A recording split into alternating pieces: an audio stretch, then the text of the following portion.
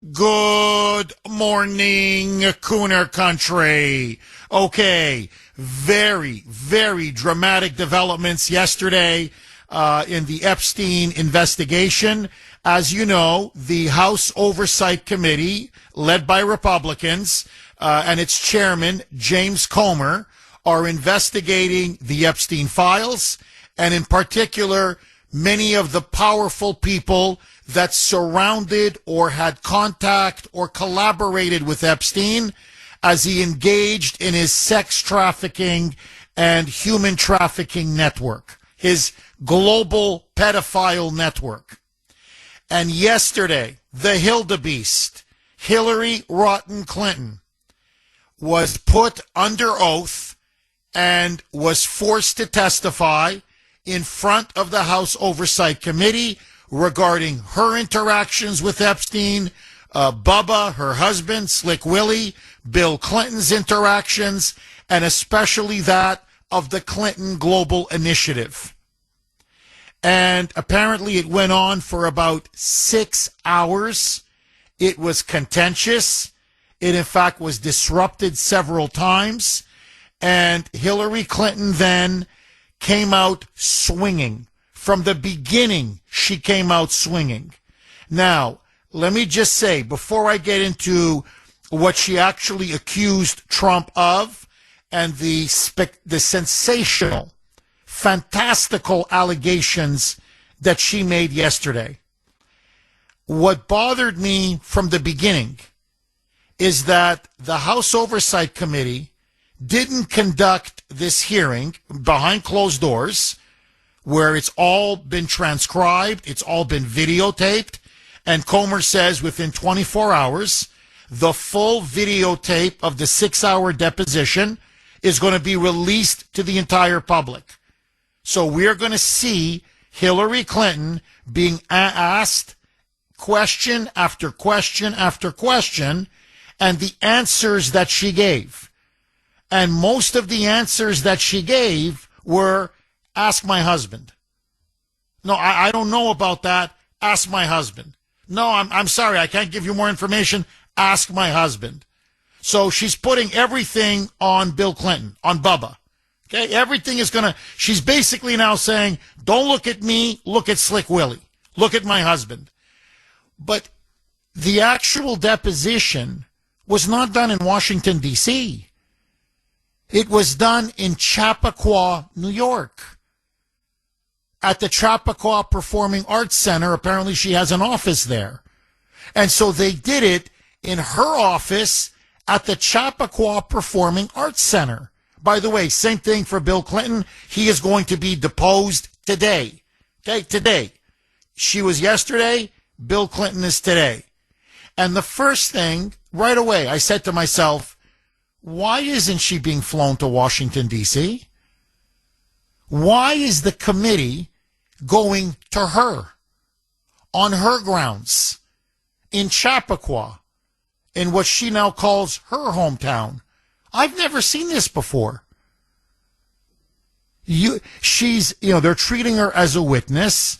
Her husband, clearly, they're treating as a potential predator, a potential criminal who engaged in predatory and sexually abusive crimes against underage girls, and clearly knew about Epstein's sex crimes and his sex trafficking network, and not only did nothing, but it looks like he participated in it.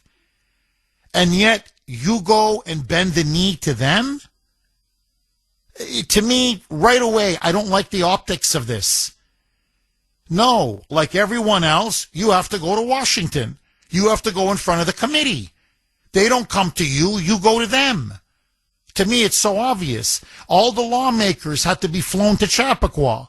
All the lawmakers had to be put up at a hotel. I mean, just the cost alone.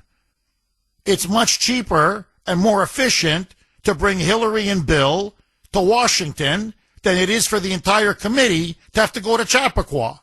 Okay? But let that go. So already, I'm looking at this and I'm like, so who's really running the show here? Is it Comer and the Republicans? Or is it Hillary and her lawyers? She then made this key claim, and she repeated it allegedly over and over and over again. I want you to listen now to what she says. She issued a statement, an opening statement, which she released to social media on X. And essentially, she said it in her opening statement to the committee. And then she repeated the claims over and over again. She never knew or met with Jeffrey Epstein. She never had any contact or communications with Jeffrey Epstein. And that Ghislaine Maxwell, his madam, who's now serving 20 plus years for her involvement in Epstein's sex trafficking ring, she only knew as a supposed acquaintance. Just a few times socially they met, but they hardly knew each other. Listen now to Hillary at a press conference after the deposition was over. Roll cut 1, Mike. Well, I have just finished testifying. I answered every one of their questions as fully as I could, based on what I knew. And what I knew is what I said in my statement this morning. I never met Jeffrey Epstein, never had any connection or communication with him. I knew Ghislaine Maxwell casually as an acquaintance. But whatever they asked me, I did my very best to respond. Okay, now, and apparently she says that they kept asking her that question repeatedly. And she said, according to her, it was so repetitive, she just, after a while, couldn't stand it anymore.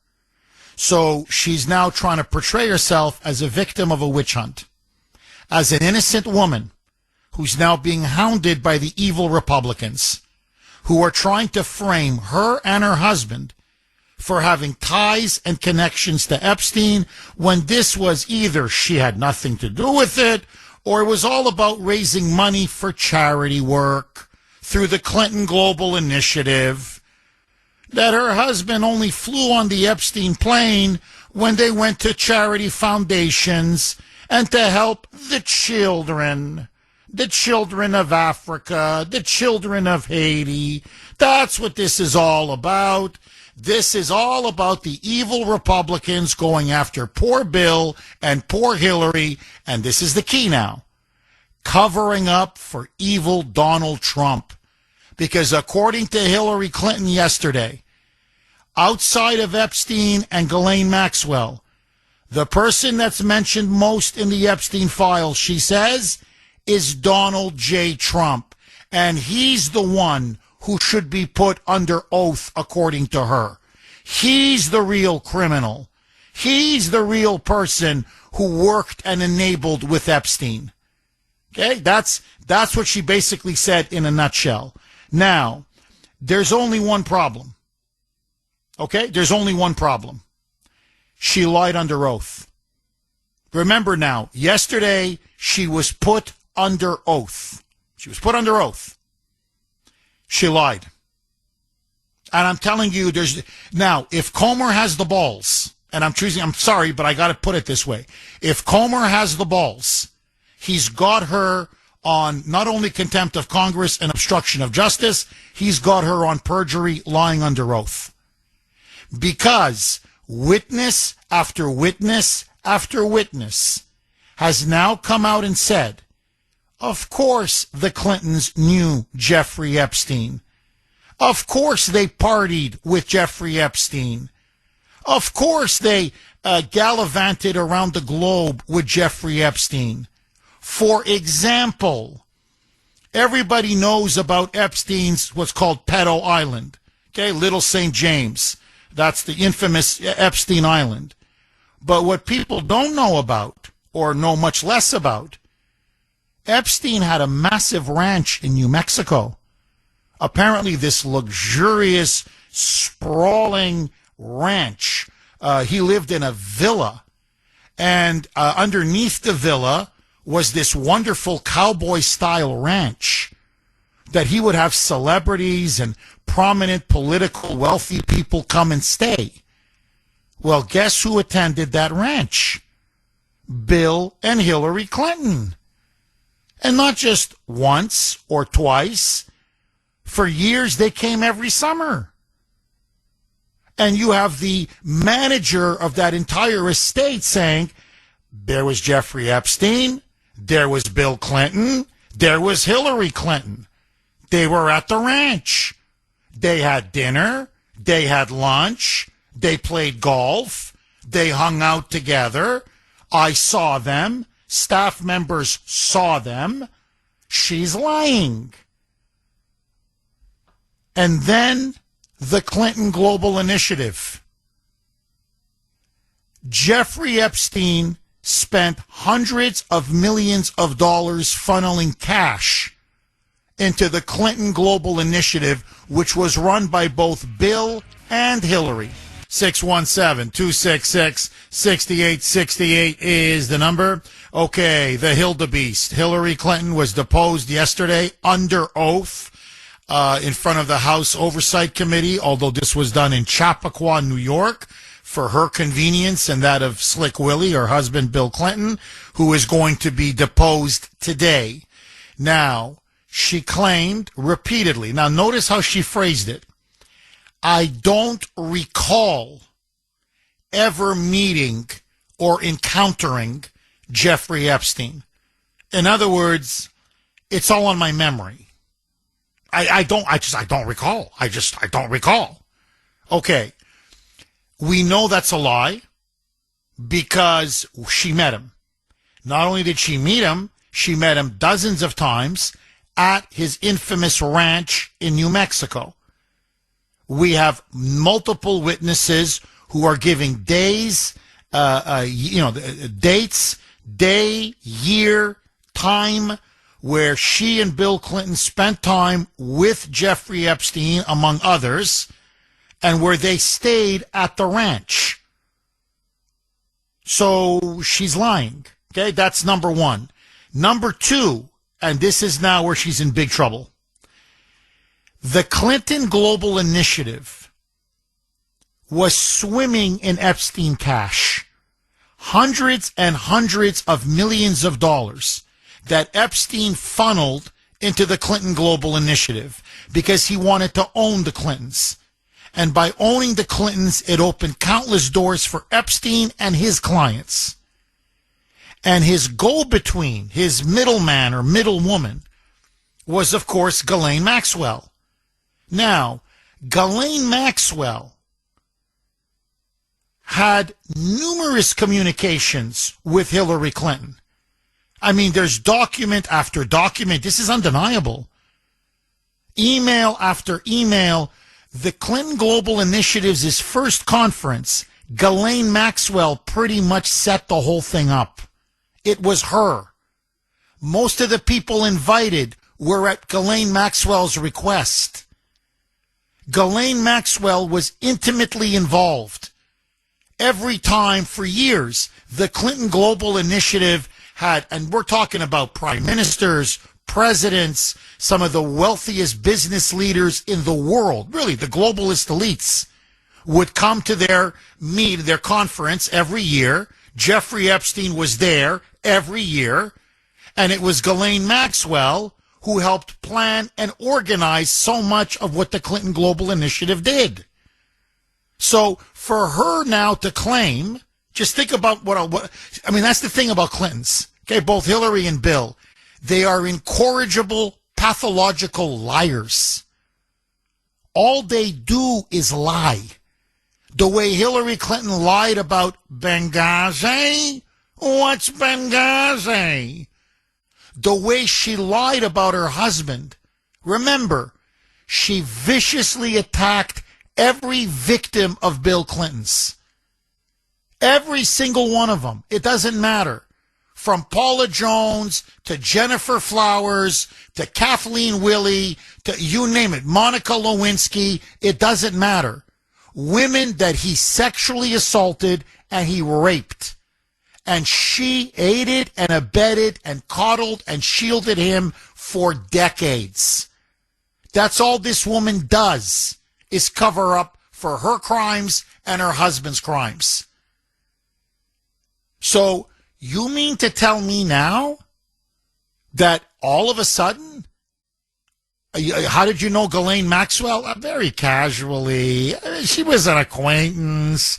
I met her socially, maybe, according to her, 2 or 3 times in the last 20 years. Really? Okay, let's leave aside everything that she and Epstein did for your Clinton Global Initiative, and that she was seen there with you and with Bill Clinton over and over and over again. And let's leave aside the hundreds of millions of dollars. Let's leave aside the fact that she set up and planned and organized their conferences. How about Chelsea Clinton's wedding? How about Chelsea Clinton's wedding? Now, listen to what she now claims why Ghislaine Maxwell was at Chelsea Clinton's wedding in 2010. Remember, this is years after he was convicted of a sex crime with an underage minor. Roll cut 7. This is at the press conference after the deposition. Roll cut 7. Mike.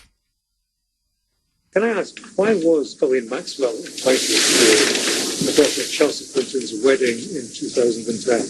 She'd already been mentioned in a civil lawsuit by Virginia Giuffre before that. Jeffrey Epstein had already been convicted before that. She came as the +1, the guest of someone who was invited. Thank you, everybody. Thank you all. Now, the moment they mentioned the wedding, she stopped the press conference. Thank you, everybody. Thank you all. Bye, bye, bye, bye, bye. And she starts running from the podium. But guess what? This supposed, +1, she was in the front row of Chelsea Clinton's wedding portrait. She's in Chelsea Clinton's wedding portrait. She had a front row seat. Guests now, witnesses said she was practically a guest of honor. 617-266-6868 is the number. Okay, this was Hillary Clinton at the press conference following the deposition, and she reiterated it again and again and again. She says both under oath and in public again to the media. Roll cut 3, Mike.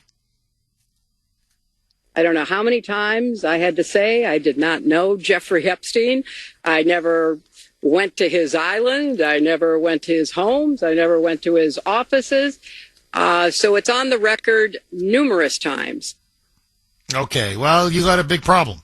I mean, it's just, no, you've been seen with him multiple times. You were at his ranch. That's a home. So, and the Clinton Global Initiative. And that's where they have him by the tonsils. I want to play a cut. This is by Congressman Scott Perry, a Republican, who sits on the House Oversight Committee. And he said, let me tell you what her answer is to almost everything we asked about Epstein funding the Clinton Global Initiative, Ghislaine Maxwell's central role in setting up, establishing, and organizing conferences for the Clinton Global Initiative, which is all there in black and white, in email after email, text message after text message, document after document, witness after witness. So she's gone from, basically helping to run and control the Clinton Global Initiative to a +1 at Chelsea Clinton's wedding party. Roll cut 11, Mike. I would just say one of the things I learned today is if you really have specific questions about the Clinton Global Initiative or the relationship between the Clintons and Jeffrey Epstein and Ghislaine Maxwell, you got to ask Bill Clinton. That's a great point. The number of times that she said, "I don't know, you'll have to ask my husband," was more than a dozen. There you go. That's Comer, by the way, at the end. The first part is Scott Perry, Congressman Perry, and that, that's a great point. that little bit of that twang, that Kentucky or Southern twang, that's Kuhner, and then he goes, the number of times that she said, I don't know, you'll have to ask my husband. And that was more than a dozen. So that was Kuhner. So clearly she's offloading a lot of this to Bill, because let's be honest, everybody knows Bill was on the Lolita Express. Bill went there dozens of times. This is irrefutable. Partied with Epstein, irrefutable. Hell, we've got pictures of him in a hot tub with some, young female, let's put it that way, and her face is blanked out to protect her and protect her identity. So who are we kidding? Okay? So anyway, so she knows that. So she's trying to deflect and blame, or put as much of the blame as possible on Bubba, because she's like, hey, whoa, if I don't want any of us to go down, but if someone's going to go down, it's going to be him. It's not going to be me. The problem now is she's lied under oath. And the wedding is another thing. Mike made an excellent point, and I agree with him.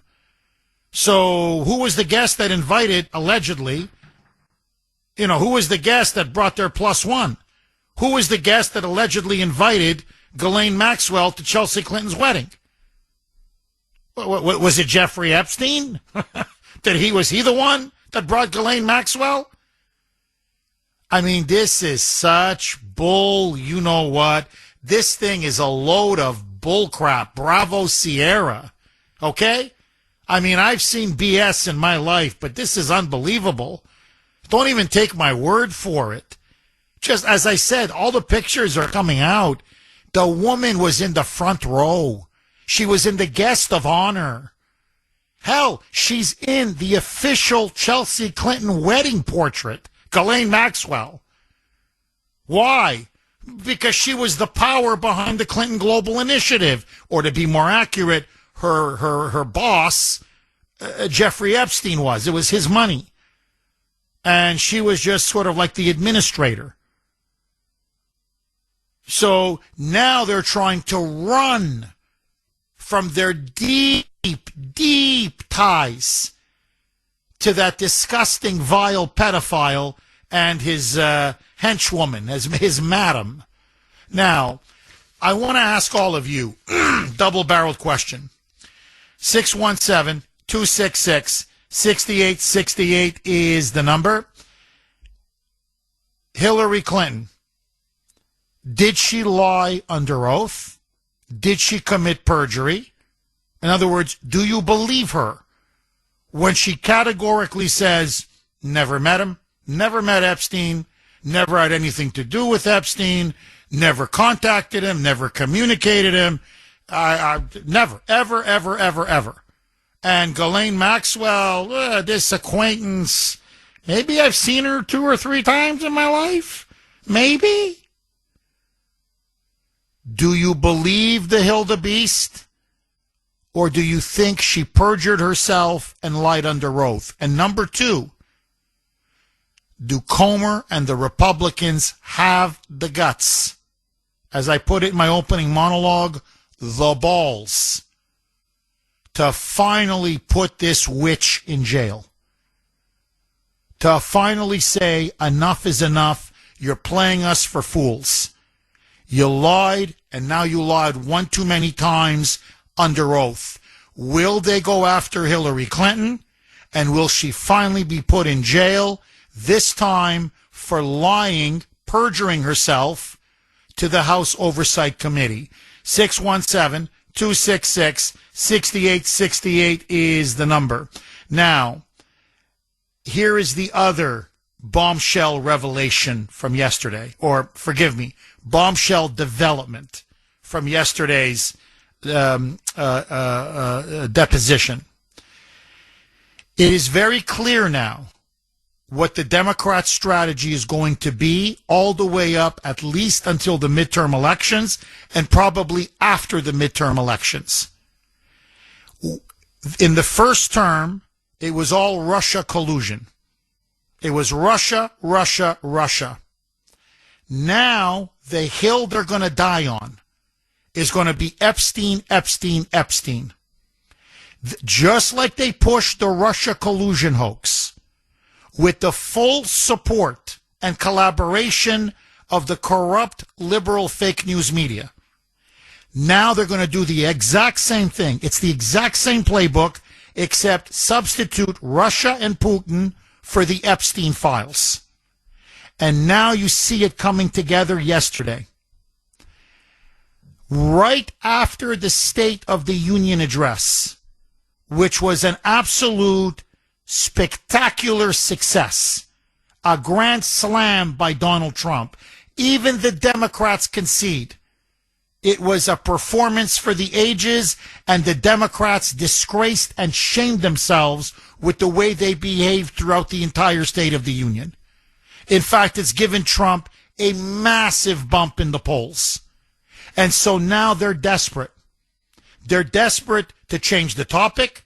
They're desperate to deflect and distract, A, from the fact that they wouldn't stand when Trump asked them point blank, what is the primary objective or duty of the government? Is it to protect American citizens or illegal aliens? Republicans got up for American citizens. Every Democrat sat on their hands. Openly prioritizing illegal aliens over American citizens, they can't unring that bell.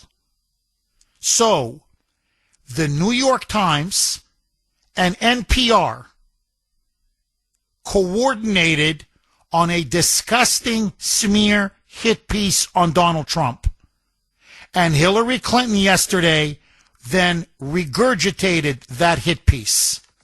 617-266-6868 is the number.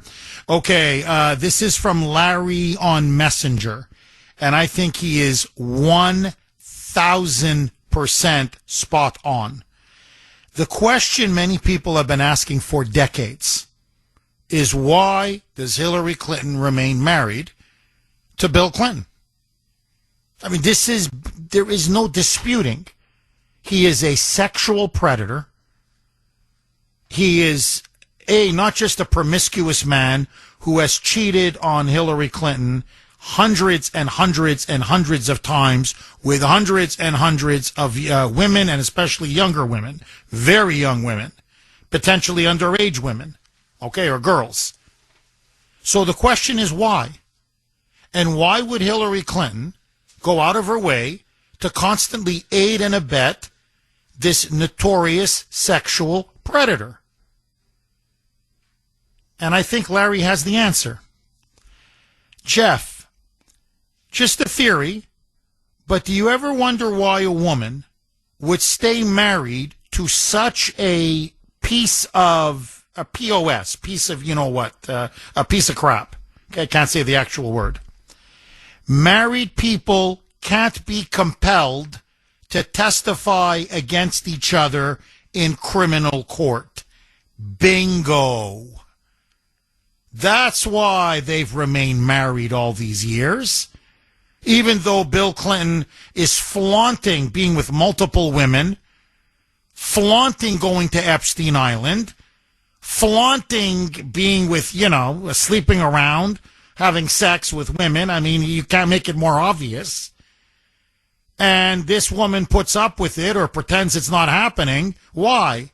Because Bill can destroy Hillary. Hillary can destroy Bill. They're partners in crime. And as long as they stay married, at least on paper, they can't be compelled to testify against each other. Now, this brings me full circle. Today, Bubba is going to be deposed under oath. I'm dying to hear how he's going to lie his way out of this one. Because there's no question. There's no question. He partied with Epstein.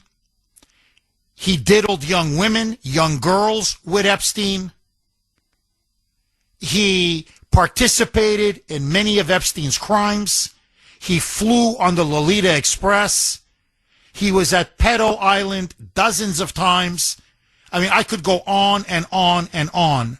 They did business together. They were, in fact, as people have come out and said, people very close to Epstein, Bill Clinton and Jeffrey Epstein were like, quote, mates. celebrity mates. They were like buddies. So for them now to try to distance himself from Epstein, good luck. Okay? Good luck. Because there is a mountain of evidence connecting Clinton to Epstein and to many of Epstein's sick, sordid, disgusting crimes. So now they've got to now turn all this on Trump. Because if this comes out, this will destroy the Democratic Party. Not just the Clintons, but the Democratic Party. Because remember, at its heart, the Epstein files and the Epstein scandal is a Democrat scandal. It's a Democrat scandal. So now, and it involves the media, because many of them were implicated because they partied with Epstein. And they covered up for Epstein. So the media now is in a pickle. They're in a jam. What are they going to do? Because they were directly involved in Epstein's crimes and in covering up Epstein's crimes. So here it is. They have to invent another hoax. In the first term, it was the Russia collusion hoax. And remember, it was the Hildebeest that came up with the ludicrous conspiracy theory that Donald Trump was colluding with Vladimir Putin to steal the election from her. Well, now she's come up with the second hoax. Call it the Epstein hoax. The New York Times and National Public Radio they fired the first bolts. Now the rest of the liberal fake news media is piling on. So here is exactly now what they've been reporting. Okay, and I put reporting in quotation marks. They are now claiming that there are 25 pages of documents relating to at the time in the early 1980s, an underage girl, a teen, who was maybe 12, 13 years old. And they allege that this woman claims that she met someone called Jeff. And this person named Jeff was very wealthy, very powerful. Apparently he vacationed in South Carolina. He was at Hilton Head, which apparently is a very nice place, and that he seduced her. He gave this young 12, 13-year-old cocaine, marijuana, alcohol, and in exchange, he asked, think Monica Lewinsky. Okay, it's people may have their kids in the car, so I don't want to get too graphic. That this young girl, quote unquote, service him. And apparently this was done multiple times over several summers. This young teen, or whatever, early teen, then claimed in 2019, now this is when Trump is still president, right, his first term, the FBI apparently conducted an interview with this now grown woman in 2019. According to the New York Times, according to NPR, according now Politico's piling on, the Washington Post is now going to be piling on, this CNN is getting ready, MS Now is already reporting on this, so they're going to be pushing this hard. And Hillary teed it up for them yesterday. She claims in 4 separate interviews, so the FBI interviewed her 4 separate times throughout the summer of 2019, and the final interview, the 4th one, in October of 2019. And according to them, she claims that Donald Trump was with this guy, Jeff, in South Carolina. And that during that time, Donald Trump sexually abused this young girl. In her first interview, she claimed that she met him. It was in South Carolina, that Trump exposed himself to her and then sexually assaulted her. But then, now, by the way, the FBI concluded after 4 interviews that everything she said, their words, was quote unquote uncorroborated. Uncorroborated. That there was no evidence whatsoever. But then furthermore, they said there was problems with what she told us.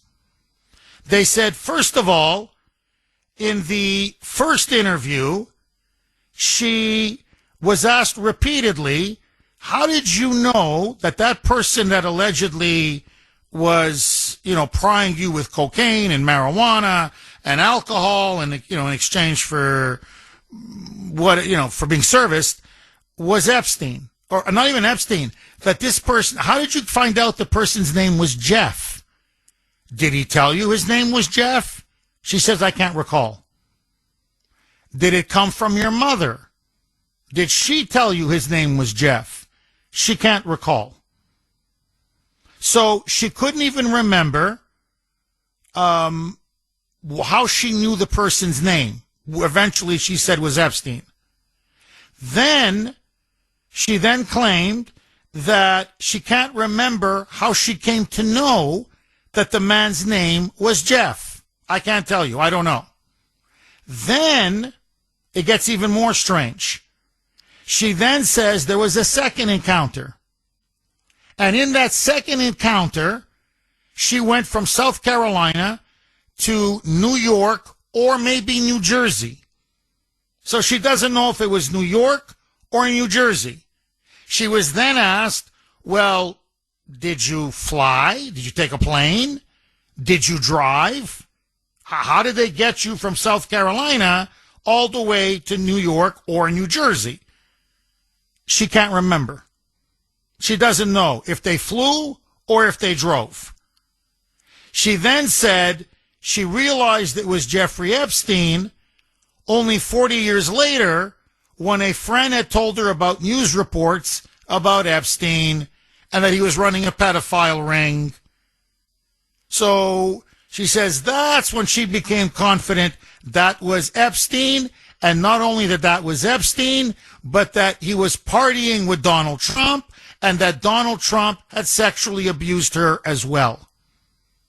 Then she ended up getting Gloria Allred, the arch-feminist, as her lawyer. Now, Gloria Allred is a notorious ambulance chaser. She will sue anybody or everybody over anything. But curiously, by the 4th interview, when they wanted to say, well, there are more discrepancies, your story is just not adding up, Gloria Allred told them, buzz off. Don't talk to my client. Everything goes through me. And Gloria Allred has been silent for the last 7 years. As everybody's pointing out, Gloria Allred will sue you at the drop of a hat. The woman just needs a scintilla of evidence. I mean, I'm talking a fraction of evidence, and boom, she's off the court. But Gloria Allred refused to sue Donald Trump. Now, it gets even worse. Okay? It gets even worse. Apparently, when asked repeatedly about Donald Trump, how do you know it was Trump? How do you know it was him? What specifically did he do to you? She said, well, it looked like Donald Trump. It could have been Donald Trump. But then her story changed. From the first interview to the second interview to the third interview, she kept changing the alleged sexual acts that this young girl, that Trump allegedly committed on this young girl. Okay, so, in other words, her story is bull, I can't say it, okay? It's bull, I can't say it. It's bull crap. It's complete Bravo Sierra. That's why the FBI said this thing is all uncorroborated. Just let it go. I mean, this is a waste of everybody's time. But here comes the interesting part. Because the media now is going to hype this up. These are explosive allegations, as NPR put it. Quote, it's the smoking gun.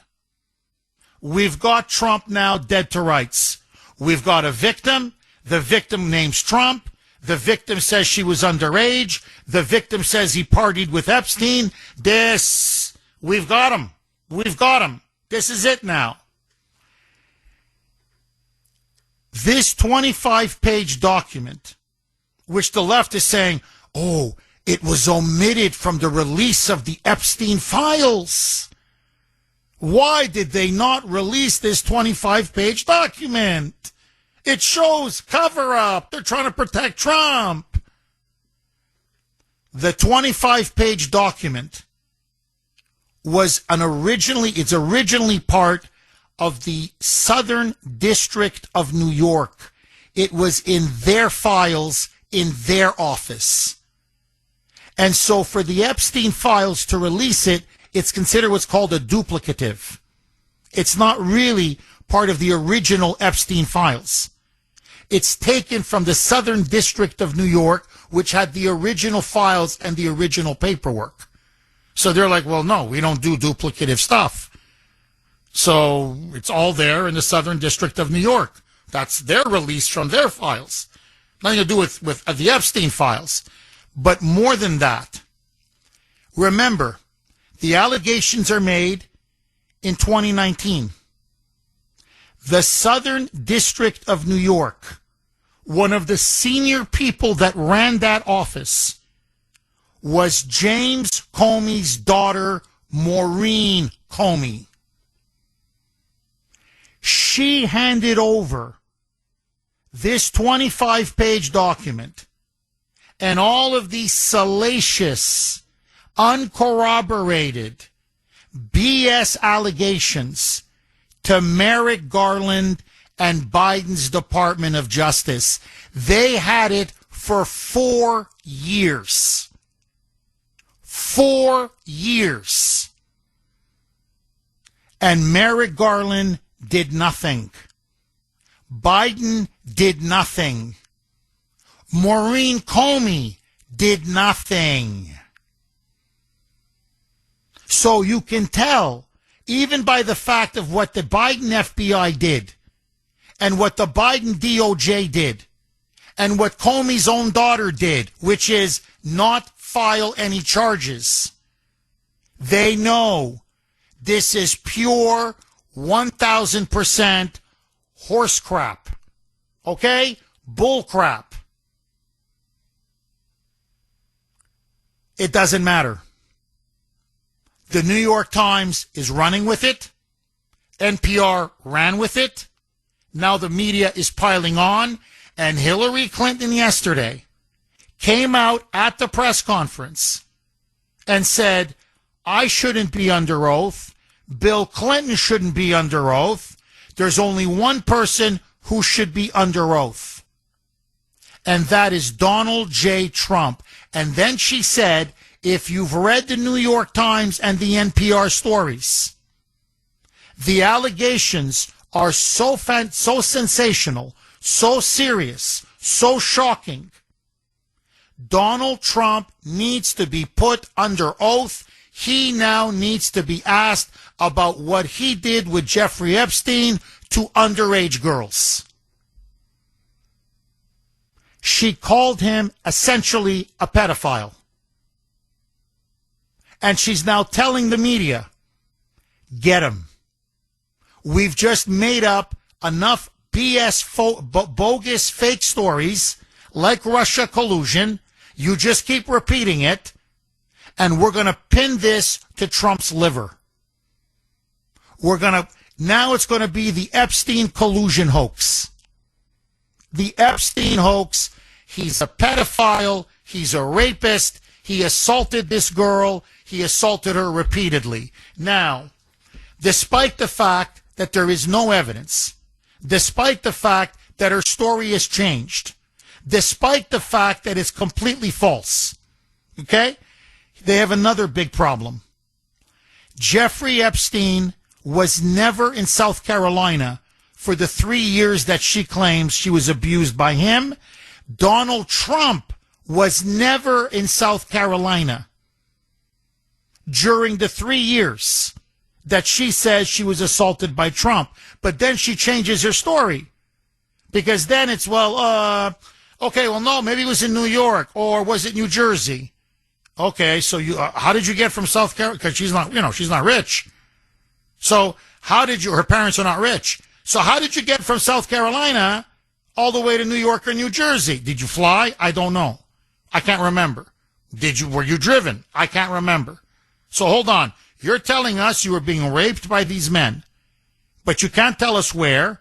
You can't even tell us, did you fly there? Did you drive there? Did you take a bus there? Did you take a train there? And there are no witnesses to any of this? None? Nothing? Nothing? Now, I'm not saying Epstein is innocent. He's guilty of sin.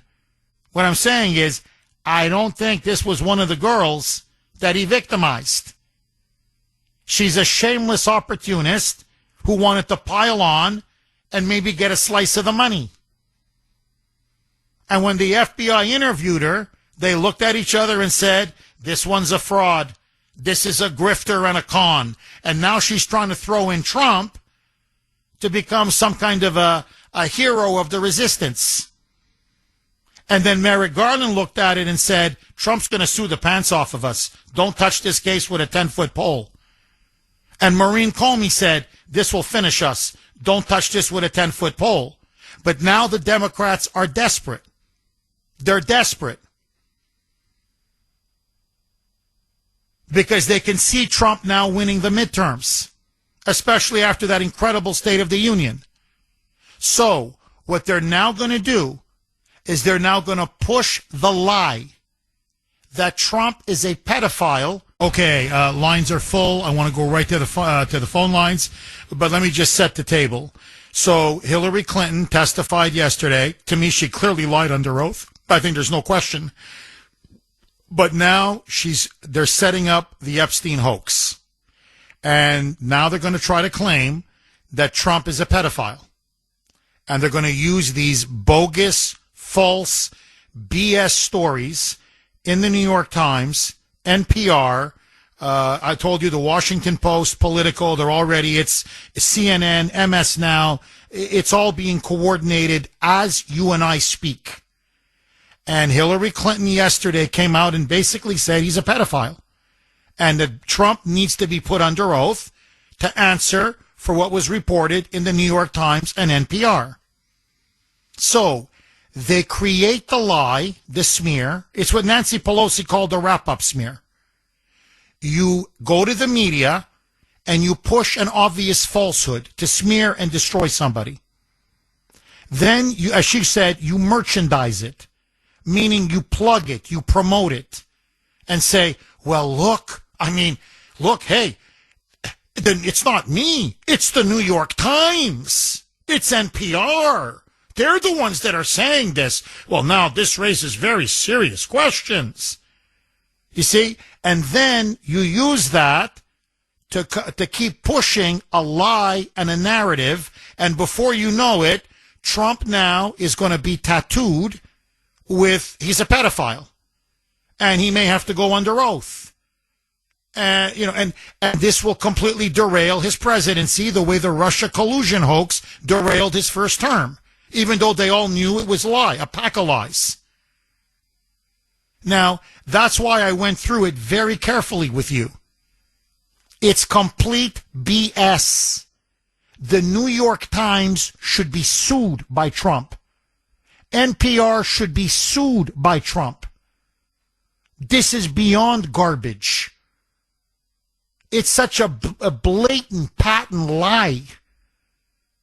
And that's why the FBI didn't take it any further. That's why Merrick Garland, I want to stress this to all of you, the files fell into Merrick Garland's lap, into the lap of the Biden DOJ. Maureen Comey, James Comey's own daughter, was the senior person or one of the senior people at the Southern District of New York where these files were being held. And she's like, what are you, crazy?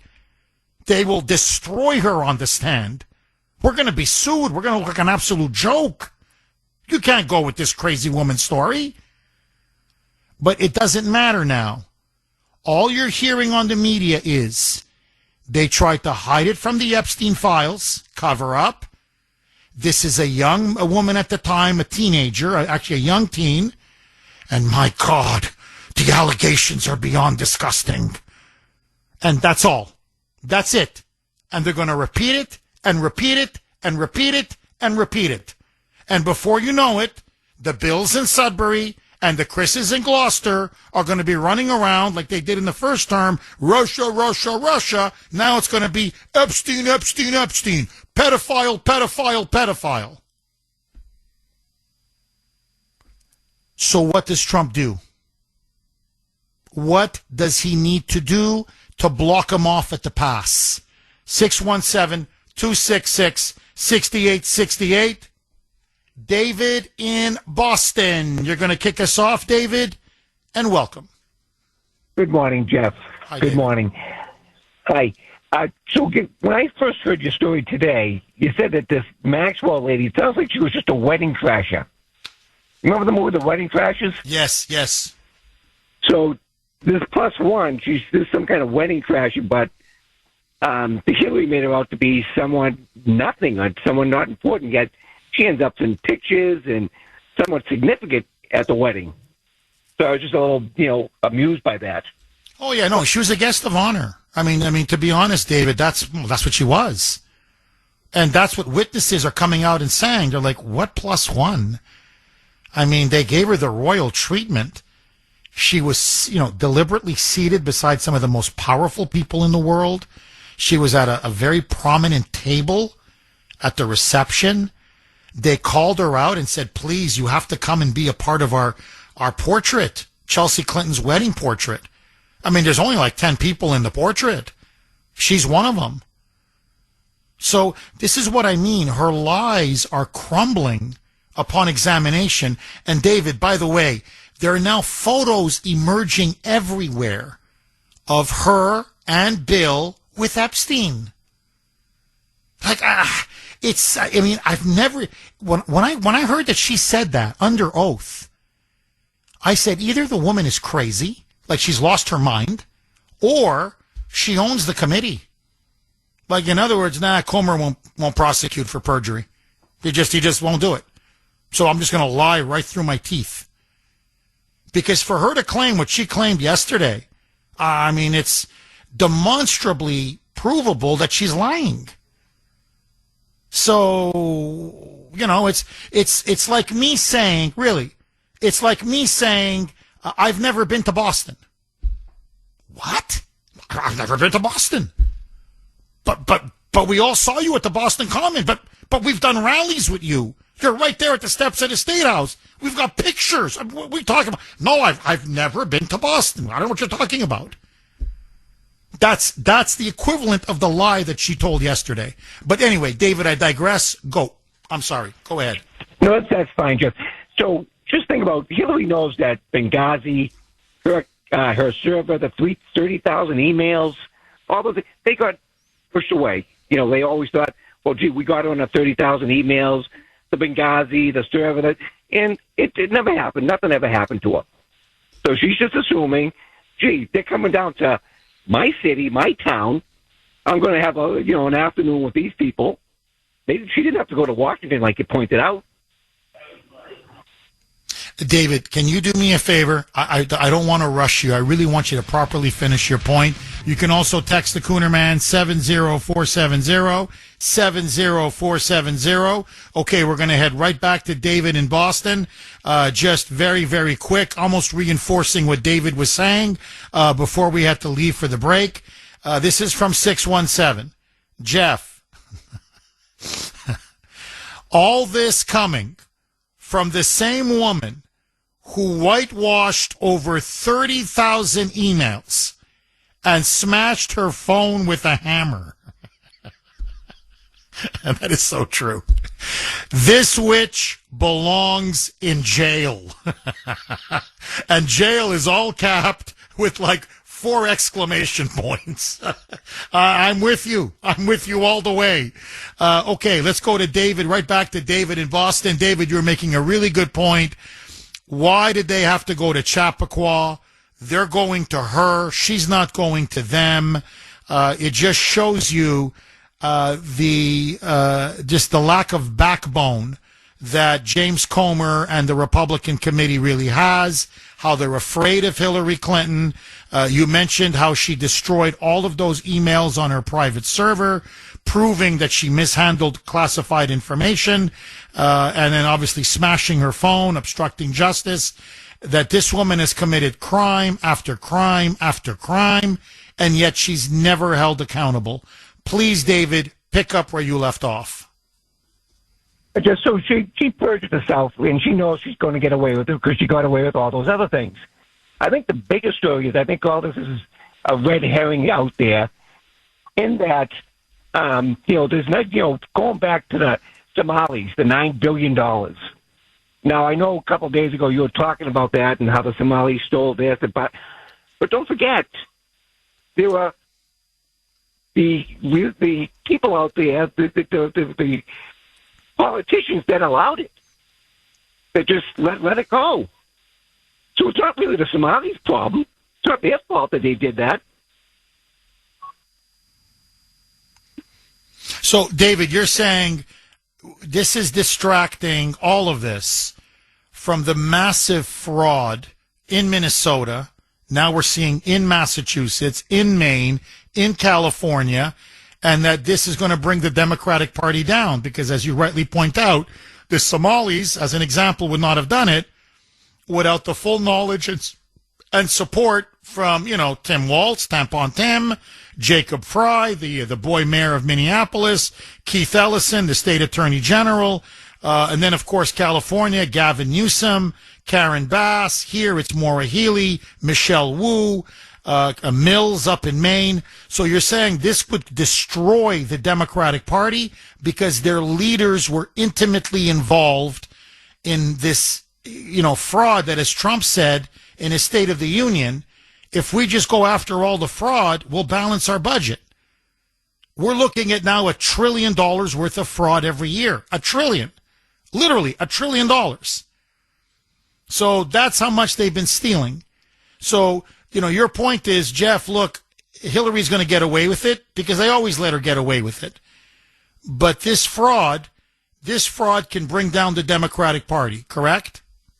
Correct. Follow the money, and I guarantee a lot of that money, billions of dollars, went to the Democratic Party, whether it went to go help a candidate run for office, or put ads to bash Donald Trump, or do whatever they want to do with that money, or pay for the rioters.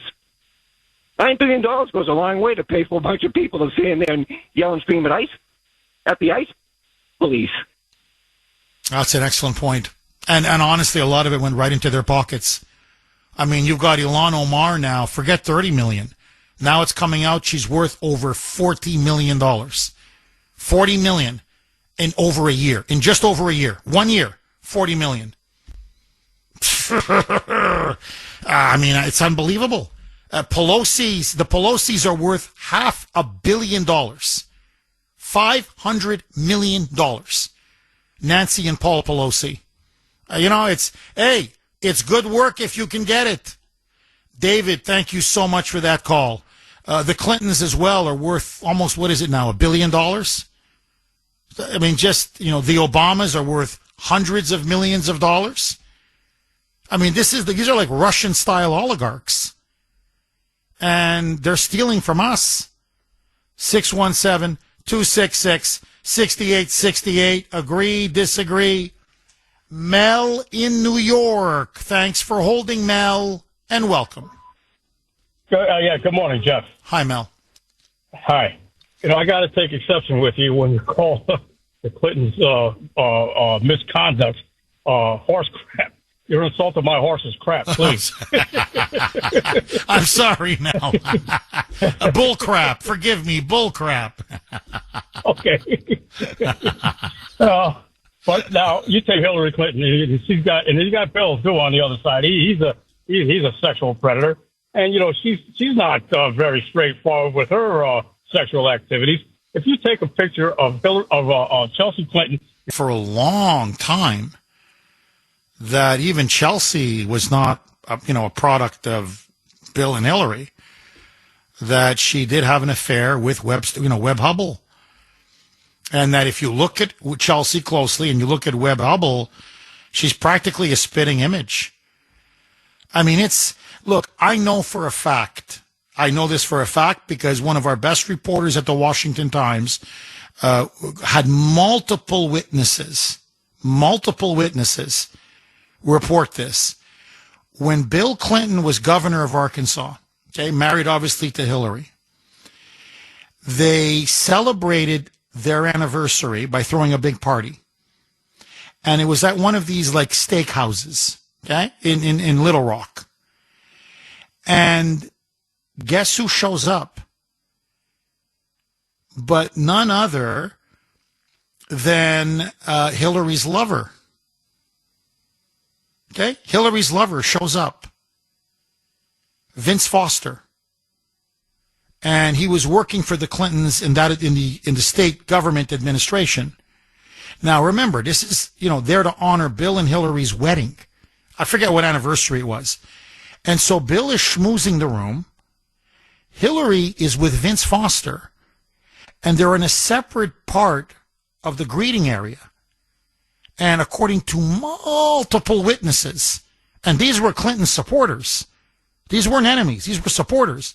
They said they were shocked. Vince Foster, forgive me, I don't want to make it graphic because you have kids in the car. Vince Foster put one of his hands inside her bra. This is in front of other people. And he was caressing her breast as they're talking to friends. And Foster is caressing her breast, and she's saying, "Oh, Vince, stop. Oh, Vince, meaning like stop, but don't stop." And he's laughing, he's smiling, she's laughing, she's smiling. They're getting turned on by this. And people are like, OMG, your husband is 20 feet away from you. He didn't care because he was sleeping around with he would sleep with anything that moves. But they had an open marriage. And she had her lovers, he had his lovers. It was a marriage of convenience. It was a marriage of power. Now, the thing about Vince Foster is because he was so close to Hillary, he knew where all the bodies were buried. Vince Foster knew everything about the Clintons. And he allegedly committed suicide early in Bill Clinton's term. Nobody believed it was a suicide. It was clear murder. And according to people inside the White House, Vince Foster was so disgusted by the corruption that he saw between Bill and Hillary Clinton that he was going to blow the whistle. And Mel, he said, "I'm done." He broke everything off with Hillary. And he said, "I'm going to tell everybody the truth." And within 24 hours, he ended up dead of a supposed suicide. So that's how the Clintons roll. So do I believe this witch? You know what I really want to call her? Absolutely not. And this is what she does. Okay? She makes up lies like this. Filthy, disgusting lies. Okay, Hillary Clinton was deposed yesterday in front of the House Oversight Committee, put under oath. She said repeatedly, "I don't know Epstein. I never met Epstein. I had nothing to do with Epstein. I never had any communications or contact with Epstein." And then she went for Trump's throat.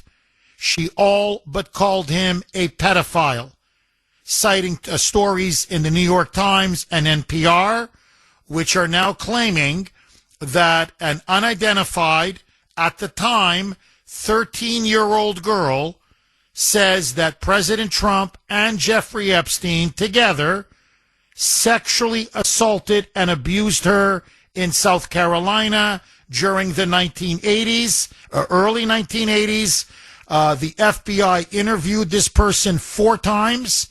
They said her claims were completely uncorroborated. Merrick Garland looked at the claims. He would not prosecute. Her lawyer, Gloria Allred, has been her client. That's been her client. She's been her lawyer now for years. She refuses to sue President Trump or make this allegation in public. Maureen Comey, James Comey's daughter, who oversaw this at the Southern District of New York, they refused to prosecute or even mention this. So it's incredible that while the Democrats were trying to put Trump behind bars for 4 years under Biden, and they had this 25-page document, which now the New York Times and NPR and Hillary are calling the quote-unquote smoking gun. They did nothing. Now they've resurrected it as a last-ditch attempt to try to smear Trump as a pedophile and as an Epstein collaborator. It's now the new Russia collusion hoax. And I'm telling you, if the media continues going down this road, whatever little credibility they have left, this is going to finish them off. Just my opinion. And Trump is sitting on the mother of all lawsuits. 617-266-6868. Agree, disagree. Let me ask you, the Kuhner Country poll question of the day, sponsored by Mario's. Mario's Quality Roofing, Siding, and Windows. Do you believe Hillary Clinton lied during her deposition yesterday? In particular, that she never knew Epstein, never practically heard of Epstein, had no contact with Epstein, that Ghislaine Maxwell was just this acquaintance she only met once or twice. Even at Chelsea Clinton's wedding, she was invited. She was only a +1. How she ended up in the table of honor, how she ended up in the front row, how she ended up in Chelsea Clinton's wedding portrait, I noticed she ran. When they asked that question, she said +1, and then she ran. She ran from that microphone. But anyway, did she lie? Did she commit perjury? A, yes. B, no. You know what I think? My God, did this woman lie? All she did was lie. But that's me. I want to hear from you. You can vote on our webpage, wrko.com/Kuhner, wrko.com/Kuhner, KUHN as in National ER. You can also vote via X, my handle there, all one word, at the Kuhner Report, at the Kuhner Report, KUHNER. 617-266-6868. Lines are on fire. Jeff in Quincy. Thanks for holding, Jeff, and welcome. Question for you. When was Bill Clinton president? 1993 to 2001.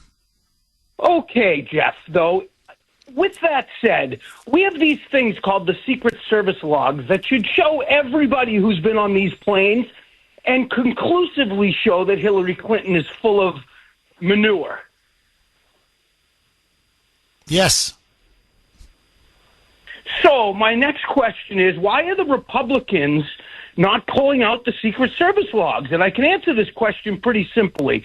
There's one thing I've learned since we reelected Donald Trump, and that is Democrats are still above the law. And this is exactly what happens when we've lost the ability to take responsibility for our own actions in this country. When people don't have the guts to put, I guess, repercussions behind their criminal activity, they get emboldened, and it just continues to happen and piles up and gets worse and worse. And the fact of the matter is the courts just ruled Trump can sue the BBC. The only problem is PBS is broke. You can't sue a broke network. It's a waste of time and money. Let me ask you this. By the way, you're on fire, Jeff. Okay, you're on absolute fire. But let me ask you this, Jeff, okay? Just stand back objectively. Let's leave out all of the crimes of Hillary Clinton. And I could do a whole show on them, okay? Let's just, as I like to say, let that go. If I did this, just this, not that I ever would, but please humor me.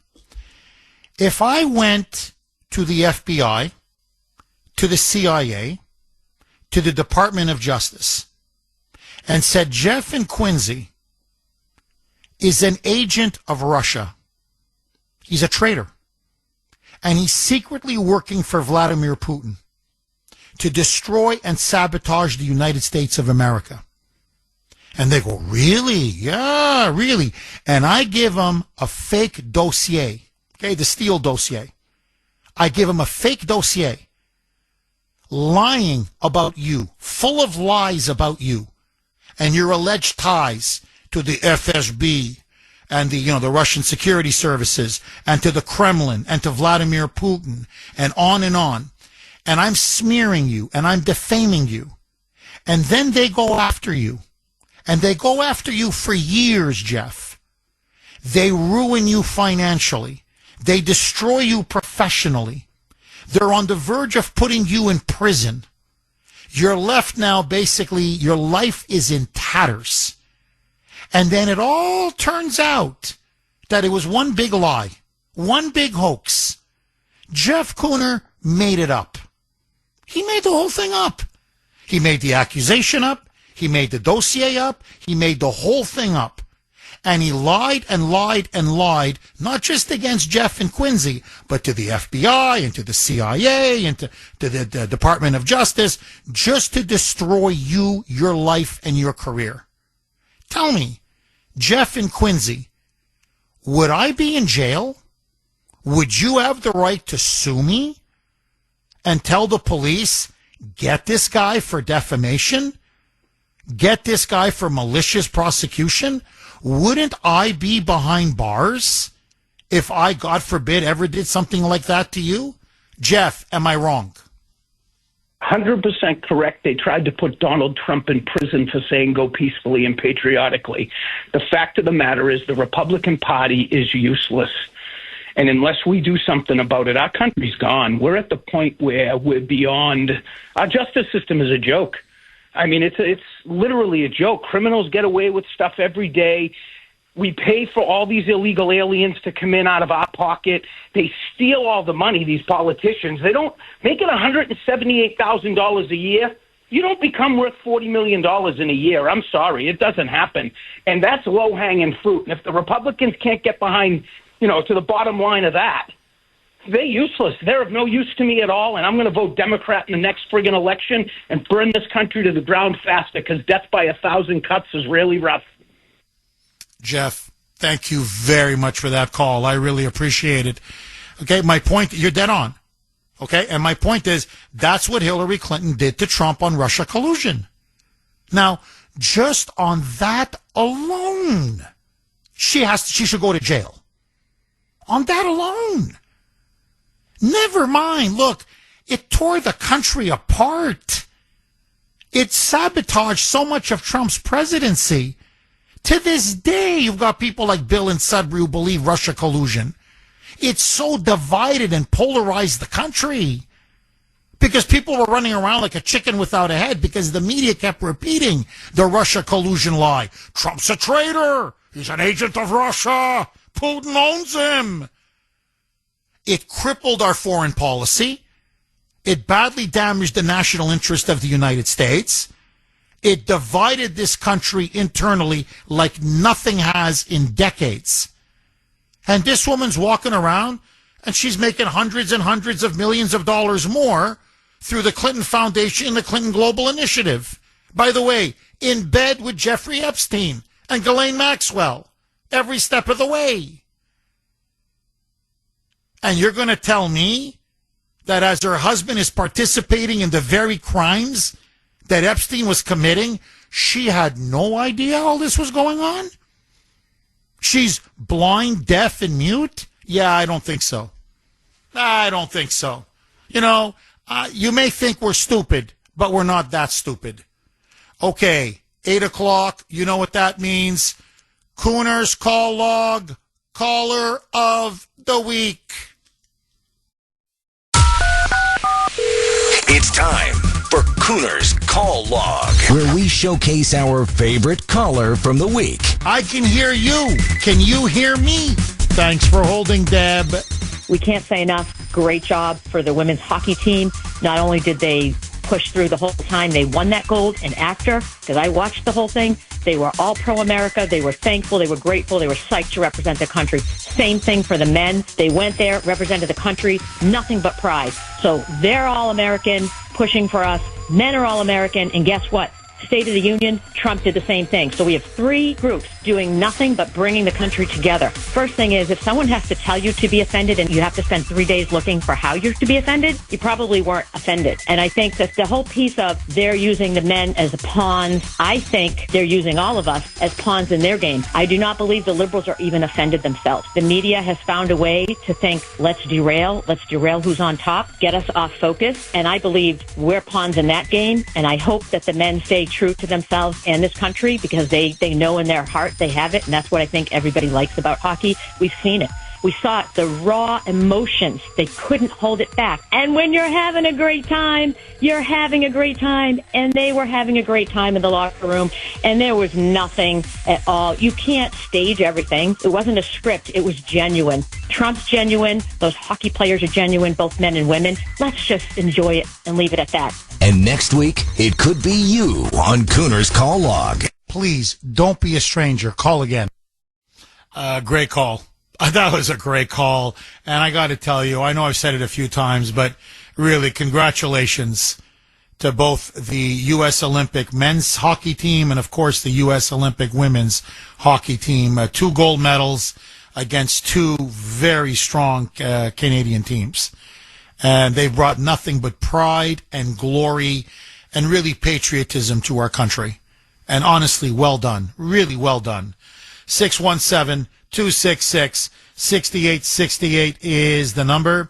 Okay, let me ask all of you. The Democrats now are playing an extremely dirty game, a vicious game, a desperate game, but a dangerous game. Because you falsely accuse Trump of raping, a 13, 14-year-old girl, and you know it's a lie. And the FBI all but said it's a lie. And you've now got the New York Times and NPR and now other liberal media outlets pushing this hoax, pushing this lie. And Hillary Clinton now saying he needs to testify under oath because of those stories. Basically going as far as she can go to call him a pedophile. If they're now going to turn this Epstein saga into a quote-unquote hoax against Donald Trump, they're opening themselves up not just to maybe the biggest lawsuit in history, but politically, this can destroy not just the media, it can blow up and destroy the Democratic Party. To me, it's the ultimate in Trump derangement syndrome. You're going with someone who you know is lying, like Kavanaugh. This is Kavanaugh 2.0 all over again. Or E. Jean Carroll all over again. And now, but on a much bigger stage. And, we're a much bigger target, the President of the United States. They're playing with fire. And if the Democrats aren't careful, it's going to burn them all down. Agree, disagree, and let me ask all of you, and I really would like to hear from you if you truly believe this. Do you believe Trump did something wrong with Jeffrey Epstein? And what's your evidence? Do you believe this woman's so-called allegations that she made to the FBI in 2019? That both Epstein and Trump together in South Carolina sexually assaulted, molested, and sexually abused her. Do any of you believe it? And or do you believe these allegations will hurt or damage Trump? or do you think it's going to boomerang against the media and against the Democrats? 617-266-6868. Who do you believe, Trump or Hillary? Linda in Medford. Thanks for holding, Linda, and welcome. I think what the media should do is list all of the accusations with Trump. And if I could go back just a little bit to amusing, she actually was on CNN. And I believe the interviewer at the time was Jake Tapper. It's been such a while, and I don't normally watch CNN. But she relayed about about 7 rapes. She had been raped about 7 times. Of course, there's no evidence of it. But one of her rapes was she was in an elevator in New York City, and she was raped on the elevator, and she said it was very sexy. I thought the look on Tapper's face was the funniest thing. He just looked totally spellbound by the whole thing. And years ago, I lived in Boston in one of the Irish strongholds when John Kennedy Jr. died in the plane crash. And a lot of the people there, of course, felt very connected to the Kennedy political machine, and they felt that it was done by Hillary Clinton. So, for what's that for? Oh, interesting. Linda, look, I'll be honest. People who've been associated with the Clintons, it's a stunning number. It's over 200, have mysteriously either died or committed suicide. It's an abnormal rate. You know, all of us know someone who committed suicide or maybe died under mysterious circumstances. You know, maybe 1, okay, 2, all right, tops 3. But over 200? It's impossible. Okay, it's impossible. It's statistically impossible. And no, you're right. She was interviewed multiple times. One of them was with Anderson Cooper. I'm talking about E. Jean Carroll. And she claimed that 12 men attempted, powerful men, including Les Moonves, who at the time was the head of CBS, and that he tried to rape her in an elevator. Okay? And that you're right, that she thought it was sexy. And then she even said that women fantasize about being raped because they love it so much, and that she fantasizes about being raped. 617-266-6868 is the number. Just to clarify again, that interview that E. Jean Carroll gave about, fantasizing about rape and how rape is sexy, and that she says all women fantasize about being raped, and of course going on about how all these powerful men were just, begging to rape her, that they were just, they couldn't control themselves when they were around her, including Les Moonves, the head of CBS News, but all kinds of powerful people. That was an interview that she gave to Anderson Cooper on This Is CNN. And even Anderson Cooper thought she was a nut job. So that's the woman who won the, quote, civil suit against Trump. That shows you what kind of a jury you have in Manhattan, how partisan and anti-Trump it is. But anyway, let that go. Now, Hillary Clinton, the media are trying to claim a new hoax, the Epstein hoax, that Trump allegedly sexually abused and sexually assaulted a 13, 14-year-old teenager, along with Jeffrey Epstein, together in the early 1980s in South Carolina. Do you believe it? And do you believe this outlandish, bogus accusation, this garbage accusation? Will it have legs? And will it damage Trump politically the way the Russia collusion hoax did for years? 617 266-6868. Rick in the great state of Tennessee. Thanks for holding, Rick, and welcome. Hey, thanks a lot, Jeff. Right on, brother. You're over the target as usual. Thank you, Rick. Is Hillary a liar? Is the sky blue? I mean, come on. You know, from the time that woman opened her mouth at that deposition, with the only possible exception being maybe my name is Hillary Clinton, everything was bovine scattata. You know what I'm saying? Yes. So, with that as a premise, my question is, and I'm very disappointed, and I had the same questions in my mind as you've already indicated this morning. Why in the world would Comer agree to meet with her on her home turf, this Chappaquiddick Fine Arts Center that she just happens to have an office or some kind of a setting in that building? And then I remembered, and another question I had, it came up from her earlier on when she agreed to be deposed. Remember how she harped and said, I want this to be out in the public. I want this hearing or this deposition to be seen by the American people. Well, yeah, she did, because she wanted to be able to, this way the press, all eyes of the press would have seen and heard her veiled accusations, nonsensical, against Trump in this bingo mystery girl now was 13 years old and suddenly remembers, all this stuff. And, I mean, this way look at the press coverage she would have got right off the bat. They would have cut the story out of the New York Times and Washington Post, whatever. But, this is a bad time for our friends in the Democrat Party.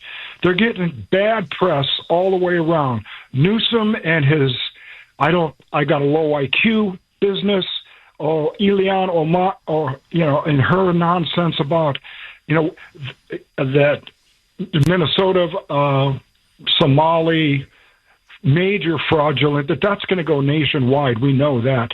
There's very few states that aren't involved in that kind of nonsense. Just look at their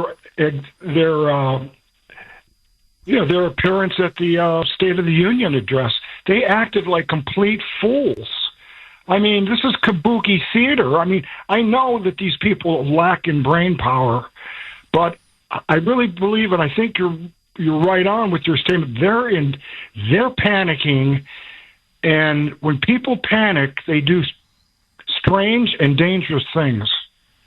And I think you know where I'm going with this. Oh, you're dead on. No, you're absolutely dead on. And look, Rick, I don't want to get too sidetracked, but since you opened the door, and I think you're right to open the door. Look, everybody says, why did the Democrats behave the way they did at the State of the Union? It was almost politically suicidal.